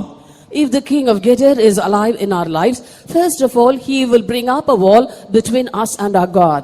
இரண்டாவது, இந்த கெதேரின் ராஜா நமக்குள்ள உயிரோடு இருந்தால் நமக்கும் மற்றொரு தேவனுடைய பிள்ளைக்கும், தேவனால் அபிஷேகம் பண்ணப்பட்ட மற்றொரு தேவனுடைய பிள்ளைக்கும், அது இயேசுவின் சுயரத்தத்தினால் சம்பாதிக்கப்பட்ட மற்றொரு தேவனுடைய பிள்ளைக்கும் இடையில ஒரு சுவரை உண்டாக்குவான். And second, if this king of Geder is alive in us or alive in a child of God, he will bring up a wall between him and another anointed child of God who has been purchased by the precious blood of Jesus. கெதேர் என்றால் சுவர் என்று அர்த்தமாம். The meaning of the term Geder is wall. இந்த ராஜா உயிரோடு இருந்தால், if this king is alive, நமக்கும் தேவனுக்கும் இடையில் முதலாவது சுவரை உண்டாக்குவான். First he will bring up a wall between us and our God. இப்ப நமக்கும் தேவன் அந்த பக்கம் இருக்கிறான்னு வைத்துக்கொள்ளுங்க, நான் இந்த பக்கம் இருக்கிறேன், நடுவில் ஒரு பெரிய சுவர் இருக்குன்னு வைத்துக்கொள்ளுங்க. அப்ப என்ன செய்ய முடியாது? எனக்கு தேவனை பார்க்க முடியாது. Suppose God is on the other side and I am on this side and there is a wall between us, I cannot see my God. அதுபோல ஒரு தேவனுடைய பிள்ளைக்கும் மற்றொரு தேவனுடைய பிள்ளைக்கும், Similarly for a child of God and another child of God, இடையில ஒரு சுவரை உண்டாக்கி விடுவான். and he will bring up a wall in between. முதலாவது தேவனுக்கும் நமக்கும் இடையில் எப்படி சுவரை உண்டாக்குகிறான்? First of all, how does he bring up a wall between us and our God? எசேக்கியேல் தீர்க்கதரிசன புத்தகம் 43ஆம் அதிகாரம் 8ஆம் வசனத்தில் நான் வாசிக்கும்போது, தேவனுக்கும் தேவ ஜனங்களுக்கும் இடையிலே சுவர் உண்டானதாக நாம் பார்க்கிறோம். In the prophetical book of Ezekiel chapter 43 verse 8, we see that there was a wall between God and his children. அவர்கள் எனக்கும் தங்களுக்கும் நடுவே ஒரு சுவர் இருக்கும்படி கர்த்தர் சொல்றார். The Lord says, கர்த்தர் சொல்றார் தம்முடைய ஜனத்தை குறித்து, the Lord says about his people, அவர்கள் எனக்கும் தங்களுக்கும் நடுவே ஒரு சுவர் இருக்கும்படி, ஒரு சுவர் இருக்கும்படி, and they had made a wall that can be found between me and them. அப்படி தெளிவா வாசிங்க மறுபடியும். அவர்கள் எனக்கும் தங்களுக்கும் நடுவே ஒரு சுவர் இருக்கும்படி தங்கள் வாசற்படியை என் வாசற்படி அண்டையிலும் தங்கள் வாசல் நிலைகளை என் வாசல் நிலைகள் அண்டையிலும் சேர்த்து என் பரிசுத்த நாமத்தை தாங்கள் செய்த அருவருப்புகளினால் தீட்டுப்படுத்தினார்கள். ஆகையால் என் கோபத்திலே அவர்களை நாசமாக்கினேன். In their setting of their threshold by my thresholds, and their posts by my posts, and the wall between me and them, they have even defiled my holy name by their abominations that they have committed, wherefore I have consumed them in mine anger. அப்ப தேவனுக்கும் கர்த்தர் சொல்றாரு தம்முடைய ஜனங்களை குறித்து, எனக்கும் தங்களுக்கும் நடுவே ஒரு சுவரை எழுப்பி விட்டார்கள். The Lord said about his people, they have raised up a wall between me and them. அப்ப இந்த சுவர் எப்படி எழுப்பப்பட்டது? How was this wall raised up? கல்ல கொண்டு கட்டி அல்ல. Not by using stones. இங்க பாருங்க, இந்த ரூமுக்கும் இந்த ஹாலுக்கு இடையில ஒரு சுவரை பார்க்கிறோம். Now we see a wall between this hall and the room on the other side. இந்த சுவர் வந்து இப்ப கல்லால கட்டப்பட்டிருக்குது. This wall has been built of bricks. ஆனா அங்க கட்டப்பட்ட சுவர் எப்படிப்பட்டது? But what sort of wall was that? தங்களுடைய ஜீவியத்தில் அருவருப்புகள் மூலமாக, By the abominations in their life. நம்முடைய ஆவியிலும் ஆத்துமாவிலும் சரீரத்திலும் அருவருப்புகள் வரும்போது, அருவருப்பான காரியங்கள் காணப்படும் போது, நமக்கும் நம்முடைய தேவனுக்கும் இடையில் அது ஒரு சுவரை எழுப்புகிறது. When the abomination is found in our spirit, soul and body, it brings up a wall between us and our God. கர்த்தருடைய பரிசுத்த நாமத்திற்கு மகிமை உண்டாகட்டும். Glory be to God's holy name. ஆகவே தான் ஏசாயாவில் வாசிக்கிறோம், உங்களுடைய அக்கிரமங்களே அவர் உங்களுக்கு செவிகொடாதபடிக்கு. 59:2. Isaiah chapter 59 verse 2. உங்கள் அக்கிரமங்களே உங்களுக்கும் உங்கள் தேவனுக்கும் நடுவாக பிரிவினை உண்டாக்குகிறது. அதான் சுவர். That is the wall. உங்கள் அக்கிரமங்களே உங்களுக்கும் தேவனுக்கும் நடுவே என்ன செய்து ஒரு பிரிவினையை கொண்டு வருகிறது. Your iniquities have separated between you and your God. உங்கள் பாவங்களே அவர் உங்களுக்கு செவிகொடாதபடிக்கு அவருடைய முகத்தை உங்களுக்கு மறைக்கிறது. அவருடைய முகத்தை உங்களுக்கு மறைக்கிறது. And he has made his face to be hid from you. அந்த இடையில சுவர் வந்தாச்சு. That is, the wall has come in between. But your iniquities have separated between you and your God, and your sins have hid his face from you, that he will not hear. இந்த கெதேரின் ராஜா என்ன செய்கிறான்? தேவனுக்கும் நமக்கும் நடுவே ஒரு சுவரை எழுப்புகிறான். This king of Kedar raises up a wall between us and our God. எவ்வளவு அருமையாக எசேக்கியேல் 43:8 கர்த்தர் சொல்லுகிறார். Very beautifully the Lord is told in Ezekiel chapter 43 verse 8. எனக்கும் தங்களுக்கும் நடுவே. Between me and them. அந்த ஜனங்களுக்கு, எனக்கும் தங்களுக்கும்னா அங்க ஜனங்கள். When he says between me and them, that them shows the people. இப்ப நம்ம ஒவ்வொருடைய வாழ்க்கையில எடுத்துக்கிட்டா நமக்கும் தேவனுக்கும் நடுவே ஒரு சுவரை அவர் எழுப்புகிறான். When we take our lives, he raises up a wall between us and our God. இந்த வருடத்தின் கடைசியை நீங்கள் சரியாய் ஆராய்ந்து பார்த்தால், இந்த வருடமெல்லாம் நீங்கள் திரும்பி பார்த்தால், நீங்கள் சரியாய் விளங்கிக் கொள்ள முடியும், தேவனுக்கும் நமக்கும் நடுவே ஒரு சுவரை இவன் எழுப்பியிருந்தான். At the end of this year, when you start seeing throughout this year what has happened, we can see that he has brought about a wall between us and our God. எத்தனையோ உபவாச ஜெபங்களிலே பங்கெடுத்தாய். You had taken part in many fasting prayers. எவ்வளவு நேரம் தனி ஜெபம் பண்ணினாய். And for many hours you had personal prayer. தேவ சத்தம் உனக்கு கேட்டதா? Were you able to hear the voice of God? இந்த நேரத்தில் தேவனுடைய முகத்தை உனக்கு காண முடிந்ததா? In this year too, were you able to see the face of God? எவ்வளவோ ஜெபங்களுக்கு வந்தோம். We had been present for so many prayers. எத்தனையோ ஆராதனைகளுக்கு வந்திருக்கிறோம். And we had come to so many services. என்னுடைய அறிவு சரியா இருக்குமானால், என்னுடைய கணக்கு சரியா இருக்குமானால், ஒரு வருஷத்துக்கு 53 ஞாயிற்றுக்கிழமை ஆராதனை நினைக்கிறேன். 53 இருக்கணும். If I'm right, year has 53 Sundays. அதுபோல வேத பாட கூட்டம், காத்திரு கூட்டம், இதெல்லாம் கணக்கு போட்டுக்குங்க. And you can also calculate your Bible studies and tarrying meetings. இத்தனை கூட்டத்துல வந்து உட்கார்ந்து இருக்கிறோம். We have come to so many meetings. முழங்கால் படிட்டு இருக்கிறோம்.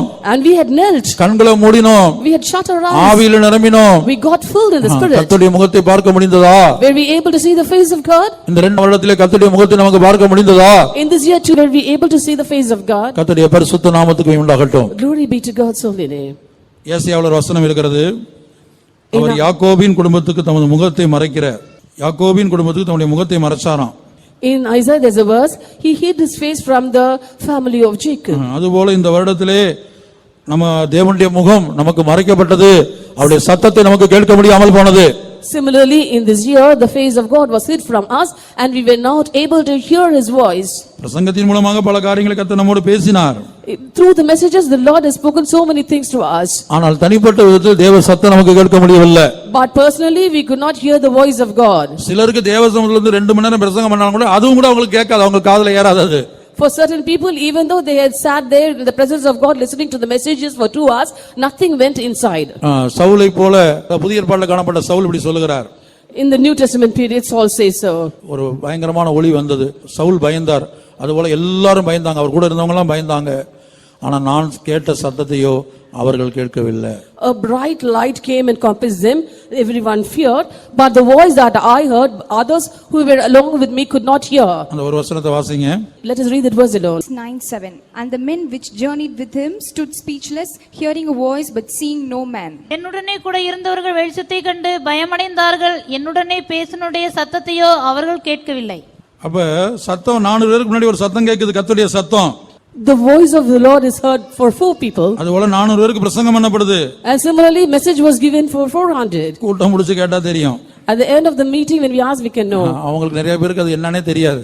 Most of the people won't know what was preached there. கர்த்தருடைய பரிசுத்த நாமத்துக்கு உண்டாகட்டும். Glory be to God's holy name. அதே போல தானியேல் சொல்லுகிறார். Similarly, Daniel said, அவர் ஒரு தரிசனத்தை பார்த்தார். he had seen a vision. அவர் கூட அதிகமான பேர் இருந்தாங்க. Many people were along with him. தானியேல் 10 அதிகாரம் 7 வசனம்.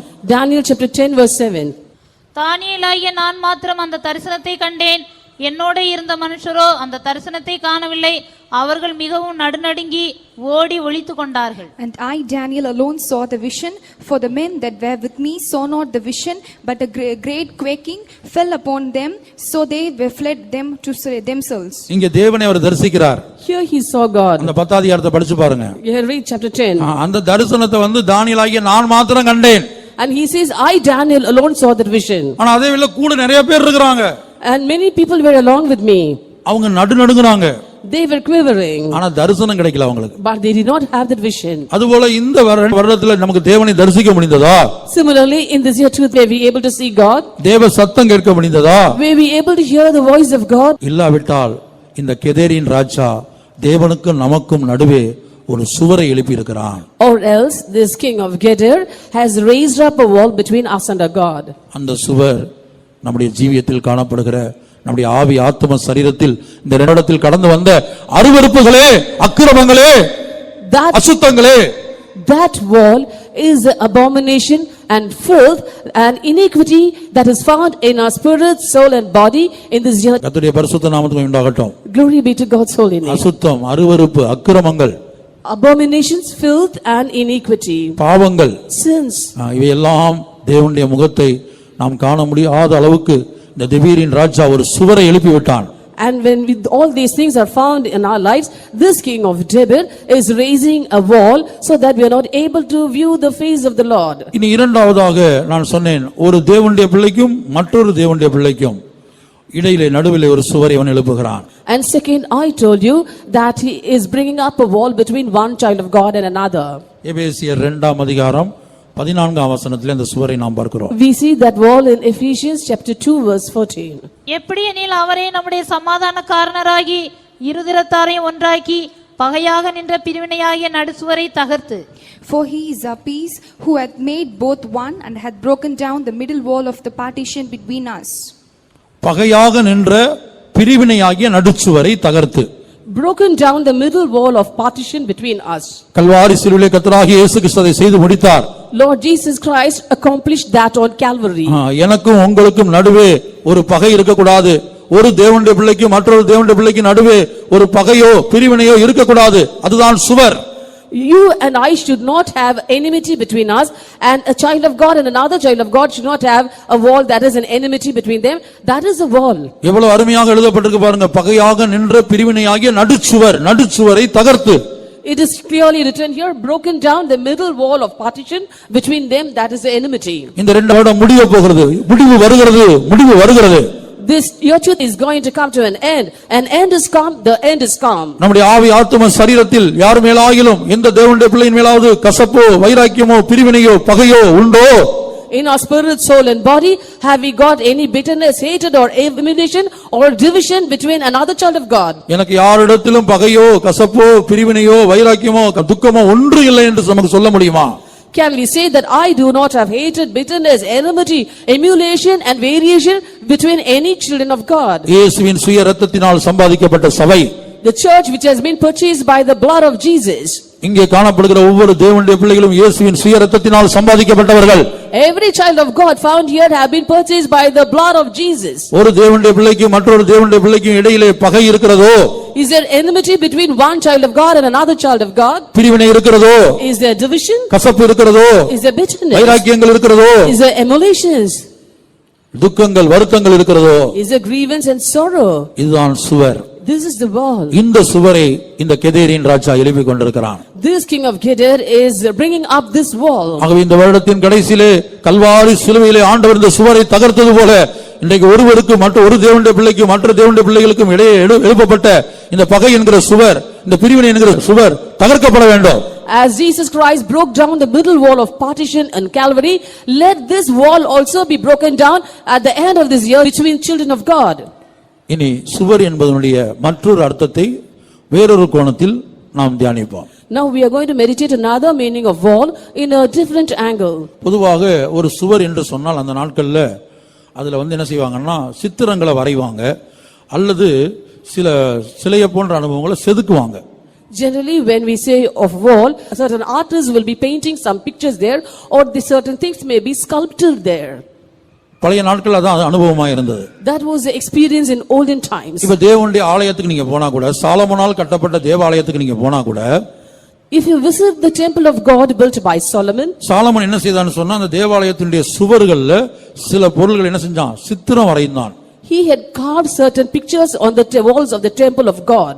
1 ராஜாக்கள் 6ஆம் அதிகாரம் 29ஆம் வசனத்திலே அதை நாம் பார்க்கிறோம். We read that in 1 Kings chapter 6 verse 29. ஆலயத்தின் சுவர்களை எல்லாம் அவன் சுற்றிலும் உள்ளும் புறமுமாக கேருபீன்களும் பேருந்துகளும் மலர்ந்த பூக்களுமான சித்திரங்களும் கொத்து வேலைகளும் ஆக்கினான். And he carved all the walls of the house round about with carved figures of cherubims and palm trees and open flowers within and without. ஆலயத்தின் சுவர்கள்ல எல்லாம் உள்ளும் புறமும், உள்ளேயும் வெளியேயும், உள்ளும் புறமும் என்ன செஞ்சானா, கேருபீன்கள் இன்னும் பல்வேறு காரியங்களை என்ன செஞ்சான், சித்திரம் வரைந்தான். He carved all the walls of the house round about with carved figures of cherubims and palm trees and open flowers within and without. கொத்து வேலை செய்தான். He carved them. கர்த்தருடைய பரிசுத்த நாமத்துக்கு மகிமை உண்டாகட்டும். Glory be to God's holy name. அப்ப தேவனுடைய ஆலயத்துல என்ன செய்யப்பட வேண்டும், இப்படிப்பட்ட காரியங்கள், ஆவிக்குரிய காரியங்கள், அது ஒவ்வொன்றுக்கும் ஒரு அர்த்தம் இருக்குது, அதை சொல்ல இப்ப சமயம் இல்ல. கேருபீன்கள் அதுபோல பேரிந்துகள் ஒவ்வொன்றுக்கும் ஒவ்வொரு ஆவிக்குரிய அர்த்தம் இருக்குது. Cherubims, palm trees and open flowers, everything has got spiritual significance. Similarly in the house of God, all these spiritual experiences must be found on the walls. எதை காட்டுகிறது என்று சொன்னால் நம்முடைய மனதிலும் நம்முடைய இருதயத்திலும் நம்முடைய சரீரத்திலும் என்ன செய்ய வேண்டும், ஆவிக்குரிய காரியங்கள் பதிக்கப்பட வேண்டும். This shows that in our mind and in our heart and our body, all spiritual things must be embossed. அதான் நான் வாசிக்கிறோம், தேவன் என்ன செய்கிறார், சத்தியங்களை பிரமாணங்களை நம்முடைய மனதிலே வைத்து இருதயத்திலே எழுதுகிறார். That is why the Lord is writing the laws in our heart and giving it in our mind. அடுத்து இருதயத்திலே வைத்து மனதிலே எழுதுகிறார் என்று எபிரேயர் 8ஆம் அதிகாரத்திலும் 10ஆம் அதிகாரத்திலும் படிக்கிறோம். Next we read that in Hebrews chapter 8 and verse 10. Next he puts it in our heart and writes it in our mind. அப்ப இந்த மனது இருதயம் தான் இதெல்லாம் சுவர். Mind and heart are the walls. இதுல என்ன செய்யப்பட வேண்டும் என்று சொன்னா என்ன செய்யணும், சத்தியங்கள் எழுதப்பட வேண்டும். Truth should be written. தேவனுடைய திவ்ய சுபாவங்கள், தேவனுடைய காரியங்கள், ஆவிக்குரிய காரியங்கள் அது எழுதப்பட வேண்டும், மனதில் பதிக்கப்பட வேண்டும். The divine nature of God and spiritual matters should be written and recorded in our mind. ஆனால் சம்பவித்தது என்ன? But what happened?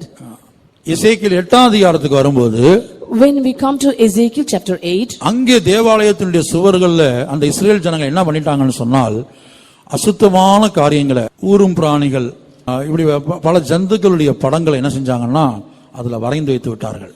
There the people of God had carved the pictures of creeping things and abominable things there in the walls of God. எசேக்கியேல் 8ஆம் அதிகாரம் 10ஆம் வசனம். Ezekiel chapter 8 verse 10. நான் உள்ளே போய் பார்த்தபோது இதோ சகலவித ஊரும் பிராணிகளும் அருவருப்பான மிருகங்களுமாகிய இவைகளின் சுரூபங்களும் இஸ்ரவேல் வம்சத்தாருடைய நரகலான சகல விக்கிரகங்களும் சுவரில் சுற்றிலும் திறம் தீரப்பட்டிருந்தன. எசேக்கியேலை பார்த்து என்ன சொல்றார் ஆண்டவர், நீ ஒரு சுவரில் ஒரு துவாரம் இட்டு அது வழியா பாரு அப்படின்னு சொல்றார். The Lord had asked Ezekiel to hole in the wall and view through that. அடுத்து எசேக்கியேல் உள்ள போய் பார்க்க சொல்றார். Then he asked Ezekiel to go in and watch it. அப்ப உள்ள போய் பார்த்தபோது என்ன நடந்தது? When he went in and saw what happened, So I went in and saw, and behold, every form of creeping things, and abominable beasts, and all the idols of the house of Israel portrayed upon the wall round about.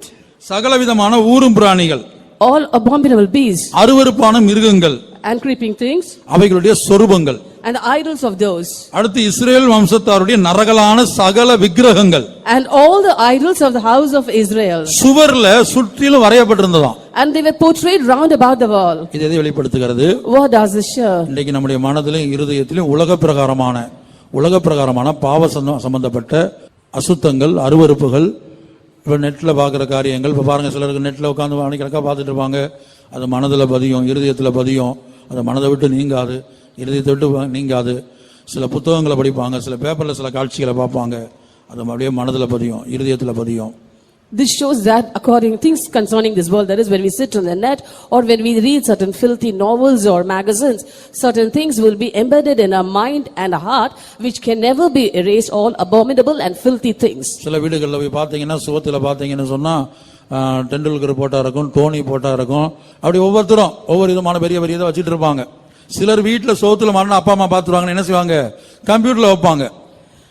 When we go to certain houses, we can அந்த see ஸ்கிரீனை open பண்ணி பார்க்கணும், ஸ்கிரீன்ல என்ன வச்சிருக்காங்கன்னு. Well, with houses we can see the pictures of Tendulkar or Dhoni. Certain people, children will be fearing the parents, so they will be having it as the wall pictures in the computer. When we switch on the computer, we can view that. கர்த்தருடைய பரிசுத்த நாமத்துக்கு உண்டாகட்டும். Glory be to God's holy name. அப்படி என்ன செய்வாங்கன்னு சொன்னா, அப்படியே சித்திரத்தை வெட்டி அழகா அப்படி என்ன செய்வாங்க, அப்படி பயன்படுத்துவாங்க. They'll cut out the pictures and paste it on the walls. ஒவ்வொரு திரைப்பட நடிகர்களோ அல்லது விளையாட்டு வீரர்களோ அல்லது வேற ஏதாவது சிலர் என்ன செய்வாங்க, பில் கேட்ஸை போல மாறணும், அம்பானியை போல மாறணும், இப்படி ஏதாவது மனிதர்கள். In this way, they will have the pictures of cine stars or cricket players or also business magnates who have caught their fancy. சிலர் என்ன செய்வாங்க, வயசான தாய் தகப்பன் முற்பிதாக்கள் வளர்த்து ஆளாக்குனவங்க, பிசினஸ்ல உதவி செஞ்சு உயர்த்தினவங்க, அவங்கள வச்சிட்டு இருப்பாங்க.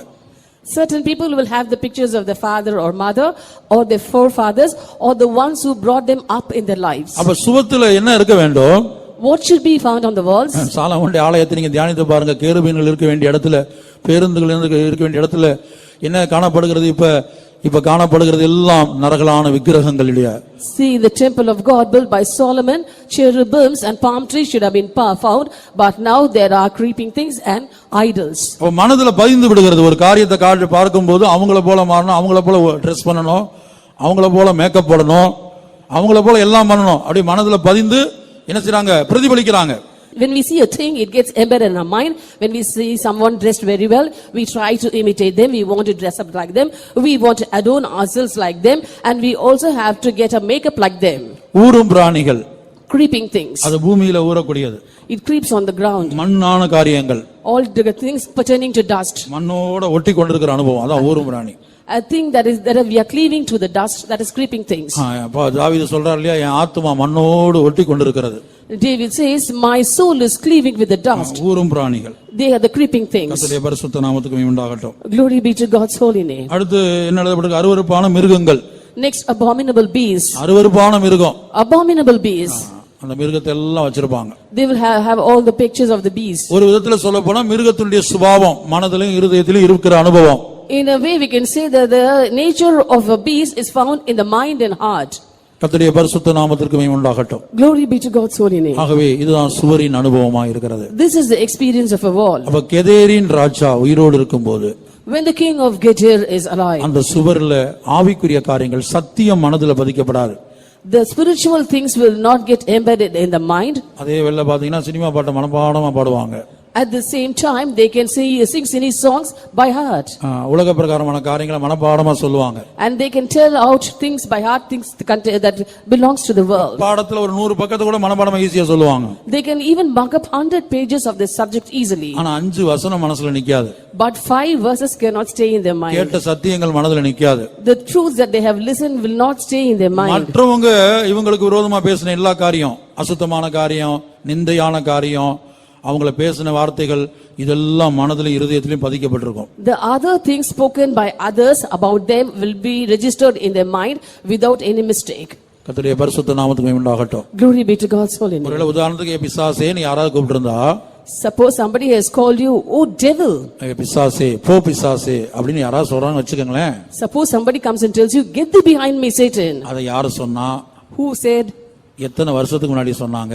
How many years back they told எந்த this? வருஷம், எந்த மாதம், எந்த தேதியில, எந்த இடத்துல, எத்தனை பேருக்கு முன்பாக சொன்னாங்கங்கறத கரெக்ட்டா சாகுற நேரத்துல கரெக்ட்டா சொல்லுவாங்க. At the time of your death also you may be able to recollect it properly, saying this year, this month, this day, this week, and before so many people they spoke these words. அப்ப ஆவிக்குரிய காரியங்கள், பக்தி விருத்திக்கு ஏதுவான காரியங்கள், ஜீவனுக்கு ஏதுவான காரியங்கள் இது மனதிலே இருதயத்திலே இருக்காது. Therefore spiritual things or things that belong, that are for edification or things that are for our benefit will not be retained in our mind. யாரையாவது குறித்து ஏதாவது பாவ சம்பந்தப்பட்ட காரியங்கள், ஒரு ஆளுடைய தோல்வி சம்பந்தப்பட்ட காரியங்கள் இதெல்லாம் கேள்விப்பட்டு அது அப்படியே மனதில் வைத்துக் கொண்டிருப்பாங்க. வருஷ கணக்கா அது மனதிலே இருக்கும். When we listen to the sins of others or the shortcomings in the life of others, those things will be registered in our mind and will be retained by our mind for years together. இப்போ உங்களுடைய செல்போன்ல delete பண்ணக்கூடிய ஒரு option இருக்குது. There is a delete option in your mobiles. அதுபோல கம்ப்யூட்டர்ல இருக்குது. Similarly in the computer also you have that option. ஆனா மனதில அது மிகவும் கடினம். But it is quite difficult in the mind. நீங்க மனதிலே இருதயத்திலேயோ தேவையில்லாத, உங்க ஜீவியத்துக்கு பக்தி விருத்திக்கு ஏதுவில்லாத, அசுத்தமான, ஆவிக்குரிய வாழ்க்கைக்கு பிரயோஜனம் இல்லாத ஏதாயிலும் காரியங்களை நீங்க மனதிலே வைத்து விட்டால், இந்த சுவரில் எழுதி விட்டால், இந்த சுவரில் மனதாகிய சுவர், இருதயமாகிய சுவரில் எழுதி விட்டால் அது என்ன செய்யாது? அதை அழிக்கிறதுக்கு நீங்க எத்தனையோ ராத்திரி கண்ணு விழித்து ஜெபிக்கணும், எவ்வளவு நாள் உபவாசம் போடணும், கண்ணீர் விடணும், அப்பதான் ஒருவேளை அது அழியும். இல்லைன்னா மனதில் இருந்துகிட்டே இருக்கும் சாகிற வரைக்கும். If you write anything that is found in the life of others that is not unto edification, or the sins of others or the shortcomings of others in your mind and in your heart, it can never be erased. It's very difficult, and for that cause you have to pay a very heavy price. You have to shed profuse tears and pray in the Lord's presence, skipping nights to sleep for many days. மனதிலும் இருதயத்திலும் அந்த சுவரிலே பதிக்கப்பட்ட அசுத்தமான காரியங்களை அழிப்பதற்காக நீ எத்தனையோ நாள் இரவு தேவனுடைய பாதத்தில் விழுந்து கிடக்க வேண்டும். So many nights you have to be at the feet of the Lord, so that the unclean things, the filthy things that you have heard and written in your mind and heart about others are to be erased. எத்தனையோ நாள் உபவாசிக்க வேண்டும். You have to fast for many days. ஆண்டவரே, இந்த எண்ணங்களை, இந்த நினைவுகளை என் மனதை விட்டு நீக்கணுமே, என் இருதயத்தை விட்டு நீக்கணுமே என்று நீ கதற வேண்டும், உபவாசிக்க வேண்டும். You have to fast and cry aloud unto the Lord, saying, all these thoughts and imaginations have to be erased from my mind and memory. ஏதோ செல்போன்லயும் கம்ப்யூட்டர்லயும் உடனே போய் என்ன சொல்றது, delete பண்ண முடியாது. You cannot delete those things easily as you can do it in a mobile or in a computer. இதை கெதேரின் ராஜா அறிந்திருக்கிறான். The king of Gedar also knows of it. ஆகவே தான் சுவரிலே அவன் என்ன செய்கிறான்? That is why what does he do on the wall? அந்த சுவரிலே அவன் என்ன செய்கிறான் என்று சொன்னால், அசுத்தமான மிருகங்களுடைய, நரகலான விக்கிரகங்களுடைய, ஊரும் பிராணிகளுடைய சித்திரங்களை அவன் வரைந்து விடுகிறான். That is why he is carving out the pictures of creeping things, abominable beasts, and the idols of the house of Israel there. சிலர் சொப்பனம் பார்ப்பாங்க. Certain people will dream. சொப்பனம் பார்க்கும்போது பாத்தீங்கன்னா ஏதாவது ஒபாமா வருவார் சொப்பனத்துல. Obama will be there in their dream. Obama வருவார், இல்ல வேற யாராயிலும் ஒரு பிலிம் ஸ்டார் யாராயிலும் வருவாங்க. Or some film star will come in their dream. தேவன் வர மாட்டாரு. God won't come in their dream. தேவனை தரிசனத்துல பார்த்தோம், சொப்பனத்துல பார்த்தோம்னு பார்க்க மாட்டாங்க. Nobody will say I have seen God in my vision or in my dream. உலக பிரகாரமாக எந்த காரியத்தை அதிகமா பார்க்கறாங்களோ அதோட பழகுறாங்களோ அந்த காரியங்கள் எல்லாம் அவங்க மனதிலே இருதயத்திலே வந்து கொண்டே இருக்கும். And you in your mind and heart will come people with whom you come across quite often and with whom you get acquainted quite often. முடிவு வருகிறது. An end is come. நாம் எல்லாரும் முழங்கால் படிடுவோம். Let's all come on our knees. இந்த வருடத்துக்கு ஒரு முடிவு வருகிறது. There is an end for this year. இந்த கூட்டங்களுக்கு ஒரு முடிவு வருகிறது. There is an end for these meetings. அதற்கு முன்பாக Before that, தேவன் இரக்கமுள்ளவராய் இருந்து, God being merciful, மன உருக்கமுள்ளவராய் இருந்து, and being pitiful, கிருபை உள்ளவராய் இருந்து, gracious, நம்மேல் அன்புள்ளவராய் இருந்து, and loving us, எனக்குள்ளும் உங்களுக்குள்ளும் காணப்படுகிற and the things that are found in you and me. இந்த தெபீரின் ராஜா, 9வது ராஜா தெபீரின் ராஜா, The 9th king, that is the king of Debir, இந்த 10வது ராஜா கெதேரின் ராஜா, and the 10th king, the king of இந்த Gedar. ராஜாக்களுக்கு தேவன் முடிவுண்டாக்க வேண்டும். God should bring an end to these kings. உங்கள் எத்தனை பேர் இந்த கூட்டத்தின் முடிவிலே ஒத்துக்கொள்ள போகிறீர்கள்? How many of you are going to acknowledge this at the end of this meeting? எனக்குள்ளே தெபீரின் ராஜா உண்டு. Debir, the king of Debir is found in me. எனக்குள்ளே தெபீரின் ராஜா உண்டு. The king of Debir is there in me. எத்தனையோ விக்கிரகங்களை கொண்டு வந்து வைத்து விட்டான். He has brought in so many idols. அஸ்ரோத்தை கொண்டு வந்து வைத்து விட்டான். He has brought in Ashtoreth. மில்கோமை கொண்டு வந்து வைத்து விட்டான். He's brought in Milcom. காமோஸை கொண்டு வந்து வைத்து விட்டான். He's brought in Chemosh. மோலோகை கொண்டு வந்து வைத்து விட்டான். He's brought in Molech. உலக பிரகாரமான காரியங்களை பூமிக்குரிய காரியங்களை சிந்திக்கும்படியாய் பண்ணி விட்டான். He has made me to think all earthly things. பூமிக்குரிய காரியங்களை தேடும்படியாய் பண்ணி விட்டான். He has made me to seek earthly things. ஆண்டவரே பரத்துக்குரியவைகளை தேட உதவி செய்யும் ஐயா. Lord, help me to seek heavenly things. வேதத்திலே வாசிக்கிறோம், பூமிக்குரிய மீன்கள் உண்டு, வானத்துக்குரிய மீன்கள் உண்டு. In the scripture we see that there are certain celestial bodies and the certain terrestrial bodies. பரலோகத்துக்குரியவர்களாய் நாம் மாறுவோமாக. Let us belong to heaven. சீயோனுக்குரியவர்களாய் மாறுவோமாக. Let us belong to Zion. எருசலேமுக்குரியவர்களாய் மாறுவோமாக. Let us belong to Jerusalem. இந்த தெபீரின் ராஜாவுக்கு கர்த்தர் ஒரு முடிவை கொண்டு வருவாராக. Let the Lord bring an end to the king of Debir. அதுபோல அதிகமாய் பேசுகிற அனுபவத்தை குறைப்போமாக. Similarly, let's stop talking much. மனிதரிடத்தில் அதிகமாய் பேசுவதை குறைப்போமாக. Let us stop talking much with people. தேவனிடத்தில் அதிகமாய் பேச பழகு. You have to learn to talk much with God. தேவனோடு உறவாட பழகு. And learn to converse with God. மணிக்கணக்காய் அவரோடு பேசு. You have to speak with the Lord for hours together. அதே வேளையில் உன்னுடைய ஜீவியத்திலே என்னுடைய ஜீவியத்தில் இருந்த குற்றங்கள் குறைவுகளுக்காக நாம் நியாயம் பேசாமல் தேவனிடத்தில் சாமர்த்தியமாய் பேசாமல் இருப்போமாக, தாழ்த்துவோமாக, ஒத்துக்கொள்வோமாக. At the same time, let us not justify and let us acknowledge the sins and shortcomings that are found in our lives and let us humble ourselves. கெதேரின் ராஜாவுக்கு ஒரு முடிவை ஆண்டவர் கொண்டு வரட்டும். Let the Lord bring an end to the king of Gezer. தேவனுக்கும் நமக்கும் நடுவே சுவரை எழுப்பி இருக்கிறானே. He has raised up a wall between us and our God. இந்த இடத்தில் நம்முடைய ஆவியில் பல அருவருப்புகளை அசுத்தங்களை கொண்டு வந்து In this year he has brought in certain filth and abominations in our spirit. நம்முடைய ஆத்துமாவிலே பல அசுத்தங்களை கொண்டு வந்து And brought in filthiness in our soul. நம்முடைய சரீரத்தின் அவயவங்களிலே சரீரத்திலே பல அசுத்தங்களை கொண்டு வந்து And brought in filthiness in our members of our body. தேவனுக்கும் நமக்கும் நடுவே ஒரு சுவரை எழுப்பி இருக்கிறானே. He has raised up a wall between God and us. தேவனுக்கும் நமக்கும் நடுவே ஒரு சுவரை எழுப்பி இருக்கிறானே. He has raised up a wall between God and us. நம்முடைய தேவனுடைய முகத்தை காண விடாமல், நம்முடைய தேவனுடைய சத்தத்தை கேட்க விடாமல் பண்ணினானே. He has made us not to see the face of God and has not allowed us to hear the voice of God. இந்த கூட்டங்களின் முடிவு வருவதற்கு முன்பாக, இந்த வருடத்தின் முடிவு வருவதற்கு முன்பாக கர்த்தர் இந்த கெதேரின் ராஜாவுக்கு ஒரு முடிவு உண்டாக்குவாராக. Let the Lord bring an end to the king of Gezer before the end of this meeting and before the end of this year. அப்போது முதலாம் மணி நேரத்தில் நீ பிரவேசிக்கும் போது உன் தேவனாகிய கர்த்தரை முகமுகமாய் நீ காண்பாய். Then when you enter into the first hour of this year, you will be able to see your Lord God face to face. சாமுவேலே சாமுவேலே என்று அவர் அவனுடைய பெயரை சொல்லி அழைத்தது போல, சவுலே சவுலே என்று பெயரை சொல்லி அழைத்தது போல, ஆதாமே என்று பெயரை சொல்லி அழைத்தது போல, முதலாம் மணி நேரத்தில் உன்னுடைய பெயரையும் என்னுடைய பெயரையும் அவர் சொல்லி அழைப்பார். As he called Samuel, Samuel, as he called, oh Saul, Saul, and as he called Hagar, in this year he will also be calling out our names. அடுத்து தேவனுடைய பிள்ளைகளுக்கும் நமக்கும் நடுவே ஒரு சுவரை எழுப்பி இருக்கிறார். Next he's raised up a wall between children of God and us. பகை வேண்டாம். Do not need enmity. கோபத்தை நெகிழ்ந்து உக்கிரத்தை விட்டுவிடு. You leave of his anger and then leave of wrath. பொல்லாப்பு செய்ய ஏதுவான எரிச்சல் உனக்கு வேண்டாம் என்று எழுதப்பட்டிருக்கிறது. It is written that you should not have bitterness which is due unto wickedness. என் மகனே என் மகளே பகை உனக்கு வேண்டாம். My son and my daughter, you should not have enmity. என் மகனே என் மகளே கசப்பு உனக்கு வேண்டாம். Oh my son and my daughter, you should not have bitterness. என் மகனே என் மகளே பிரிவினை உனக்கு வேண்டாம். My son and my daughter, you should not have separation. அதை வேறு யாராவது வைத்துக் கொள்ளட்டும். Let someone else have it. அந்த நடுச்சுவர் தகர்க்கப்படட்டும். Let the middle wall be broken down. Kalvari சிலுவையிலே தகர்க்கப்பட்ட நடுச்சுவரை நீ ஏன் எழுப்ப வேண்டும்? And the middle wall which was broken down on Calvary, why should you raise it up once again? இயேசு தம்முடைய சிலுவை மரணத்தின் மூலமாக அந்த நடுச்சுவரை தகர்த்திருக்கும் போது நீயும் நானும் ஏன் அந்த சுவரை கட்டி எழுப்ப வேண்டும்? When Jesus by his death on Calvary has broken down the middle wall of partition, why should you and I once again build it up? சிலுவை மரணத்தை நேசித்தால், We will love the death on the cross. இயேசுவின் சிலுவை மரணத்தை கனமணினால், If you honor the death of Jesus on the cross, அந்த பகையாகிய நின்ற பிரிவினையாகிய நடுச்சுவர் இப்போதே தகர்க்கப்படட்டும். right now let the middle wall of partition, that is the enmity, be broken down. சுவரில் சித்திரந்திருக்கிற அனுபவம், And the experience of carving on the walls, சத்தியங்கள் நம்முடைய மனதிலே பதியட்டும். let the truths be embedded in our mind. சத்தியங்கள் நம்முடைய இருதயத்திலே பதியட்டும். Let the truths be embedded in our heart. உபதேசங்கள் பதியட்டும். Let the doctrines be embedded. தேவன் பேசுகிற காரியங்கள் பதியட்டும். Let the words spoken by God be தேவனுடைய முகம் embedded. பதியட்டும். Let the face of God be embedded. உங்களுடைய கம்ப்யூட்டர் ஸ்கிரீன்ல நீங்க என்ன வைத்து இருக்கீங்க? What have you kept on your computer screens? அதான் சுவர். That is the wall. அதுல என்ன படம் வைத்திருக்கிறீங்க? What picture is there on the display? என்ன பேர் வைத்திருக்கிறீங்க? What name have you kept? என்ன எழுத்து வைத்திருக்கிறீங்க? What are the writings there?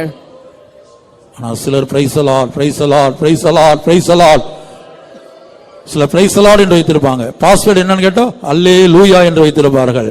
எல்லாம் ஆண்டவர் சம்பந்தப்பட்ட காரியங்கள். Certain people would have kept it as praise the Lord, praise the Lord, praise the Lord, and we ask for the password, they would say it's hallelujah. ஆனா சிலர் பாஸ்வேர்டா தம் friend பேர் வச்சிருப்பாங்க. Certain people will have the name of the friend as the password, ஏதாவது நடிகர் பேர் வச்சிருப்பாங்க, ஏதாவது cricket வீரர் பேர் வச்சிருப்பாங்க, or the name of an actor or a cricket star, அவங்க போட்டோஸ் வச்சிருப்பாங்க. or their photos they will be இந்த kept there. கம்ப்யூட்டர்ஸ்லயும் ஐபாட்லயும் இந்த செல்போன்லயும் போட்டோஸ்னு ஒரு ஆப்ஷன் இருக்குது. அங்க போய் பார்க்கலாம் என்னென்ன போட்டோ இருக்குன்னு. In the computer screens and the iPod and your mobiles, there is an option called for photo images. You should go there and view the images that been kept or preserved there. Jayalalithaa இலவசமா computer கொடுத்திருக்காங்க. Jayalalitha has given free computers. அதான் கெதேரின் ராஜா. That is the king of Gedar. இதுல இவங்க என்ன செய்றாங்கன்னு சொன்னா The thing that our children do is photos, videos, they've kept photo images and videos. அந்த photos போய் பார்க்கணும். You have to go and look at the photos there. அங்க யாருடைய photo இருக்கும்? Whose photo will be there? இயேசுடைய photo தான் வைக்க கூடாது நம்ம. We should not have the photo of Jesus. புரியுதா உங்களுக்கு? Do you understand? பெந்தோஸ்தேக்காரங்க இயேசு போட்டோ வைக்க கூடாது. Pentecostals should not display the photo of Jesus. அது உண்மைதான். That's true. இயேசு போட்டோ வைக்க கூடாதுங்கிறதுனால நான் வேற ஆளுடைய போட்டோ வச்சிருக்கிறேன். Because we should not have the photo of Jesus, we got the photo of someone else. அந்த போட்டோஸ் என்கிற இடத்துக்கு போனா அங்க எம்டியா இருக்க வேண்டும்.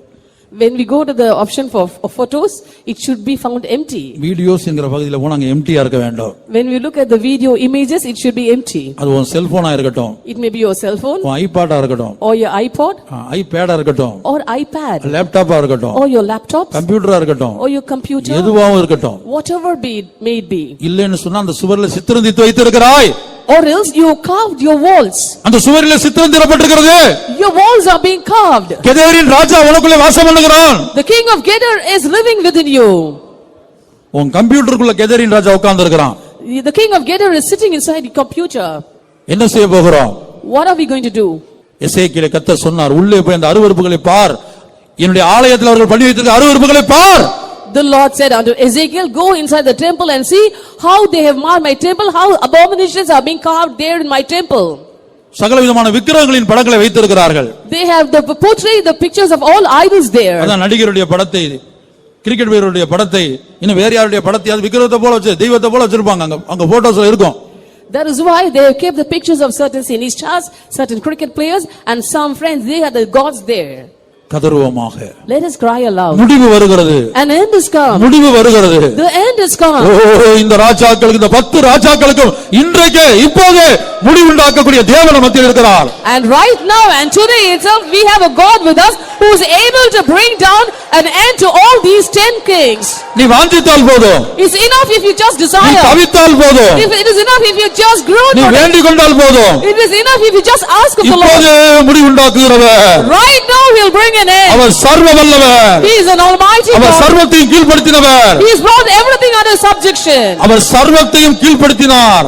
He has brought everything under subjection. அந்த வல்லமை அவர் உனக்கு இப்போதே கொடுக்கிறார். And he gives you that power right now. அந்த பலத்தை அவர் இப்போதே கொடுக்கிறார். Right now he gives you that strength. தேவன் இந்த ராஜாக்களுக்கு என்னுடைய வாழ்க்கையில் உன்னுடைய வாழ்க்கையில் முடிவு உண்டாக்குகிறார். The Lord is bringing end to these kings in your life and my life. நம்முடைய பகுதியில் நாம் ஒன்று செய்ய வேண்டும். On our part we are expected to do a thing. ஆண்டவரே, இந்த 10 ராஜாக்களின் ஜீவியத்தில் இருக்க காண்கிறேன். I find all these 10 kings to be alive in my life today. இந்த வருடத்துக்கு முடிவு வருவதற்கு முன்பாக, Before an end comes to this year, நீர் கிருபையாய் கொடுத்த இந்த கூட்டங்களுக்கு முடிவு வருவதற்கு முன்பாக, before an end to these meetings which thou hast graciously given unto us, எனக்குள்ளே காணப்படுகிற இந்த ராஜாக்களுக்கு முடிவு உண்டாக்கும் ஆண்டவரே, Lord, bring an end to the kings found in me. முடிவு உண்டாக்கணுமே. You have to bring an end. சர்வத்தையும் கீழ்ப்படுத்தக்கூடிய வல்லமையை அழுப்பணுமே. You have to send a power by which we can subdue everything. இந்த சகல ராஜாக்களின் பாதங்களுக்கு கீழ்ப்படுத்தக்கூடிய வல்லமையை அனுப்பணுமே. You have to send a power so that I am able to subdue all the kings under my foot. இதோ பரலோகம் திறக்கப்படுகிறது. Behold, the heaven is open. தேவன் தம்முடைய வல்லமையை அனுப்புகிறார். God is sending a power. அந்த வல்லமையை நீ பெற்றுக்கொள்வாயாக. You have to receive that power. சர்வத்தையும் கீழ்ப்படுத்தும் வல்லமை,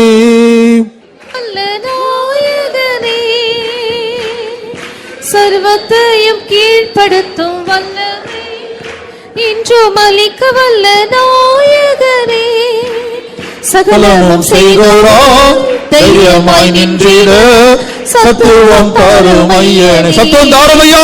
சகலமும் செய்தோராம் தைரியமாய் நின்றிட சத்துவம் தாரும் ஐயனே. உந்தன் பலத்திலே தேவா எழுந்தருளும் உந்தன் மகத்துவத்தின் மேன்மையுடன் உந்தன் பலத்திலே தெய்வா எழுந்தருளும் உயர் பலத்தினால் எம்மை நிறைத்திடும் சாலிமில் ராஜரீகம் செய்குவே நீதி ஓங்கிடவும் ராஜமெங்கும் சாலிமில் ராஜரீகம் செய்குவே நீதி ஓங்கிடவும் ராஜமெங்கும் ராஜாக்கள் பிரமிக்க சாதிகள் நடுங்க சீயோனை சீரக்க செய்வே ராஜாக்கள் பிரமிக்க நடுங்க சீயோனை சீரக்க உந்தன் பலத்திலே தெய்வா எழுந்தருளும் உந்தன் மகத்துவத்தின் மேன்மையுடன் உந்தன் பலத்திலே தேவா எழுந்தருளும் உயர் பலத்தினால் எம்மை நிறைத்திடும் சர்வத்தையும் கீழ்ப்படுத்தும் வல்லமை இன்றும் அளிக்க வல்ல நாயகனே சர்வத்தையும் கீழ்ப்படுத்தும் வல்லமை இன்றும் அளிக்க வல்ல நாயகனே சகலமும் செய்தோரால் தைரியமாய் நின்றிட சத்துவம் தாரும் ஐயனே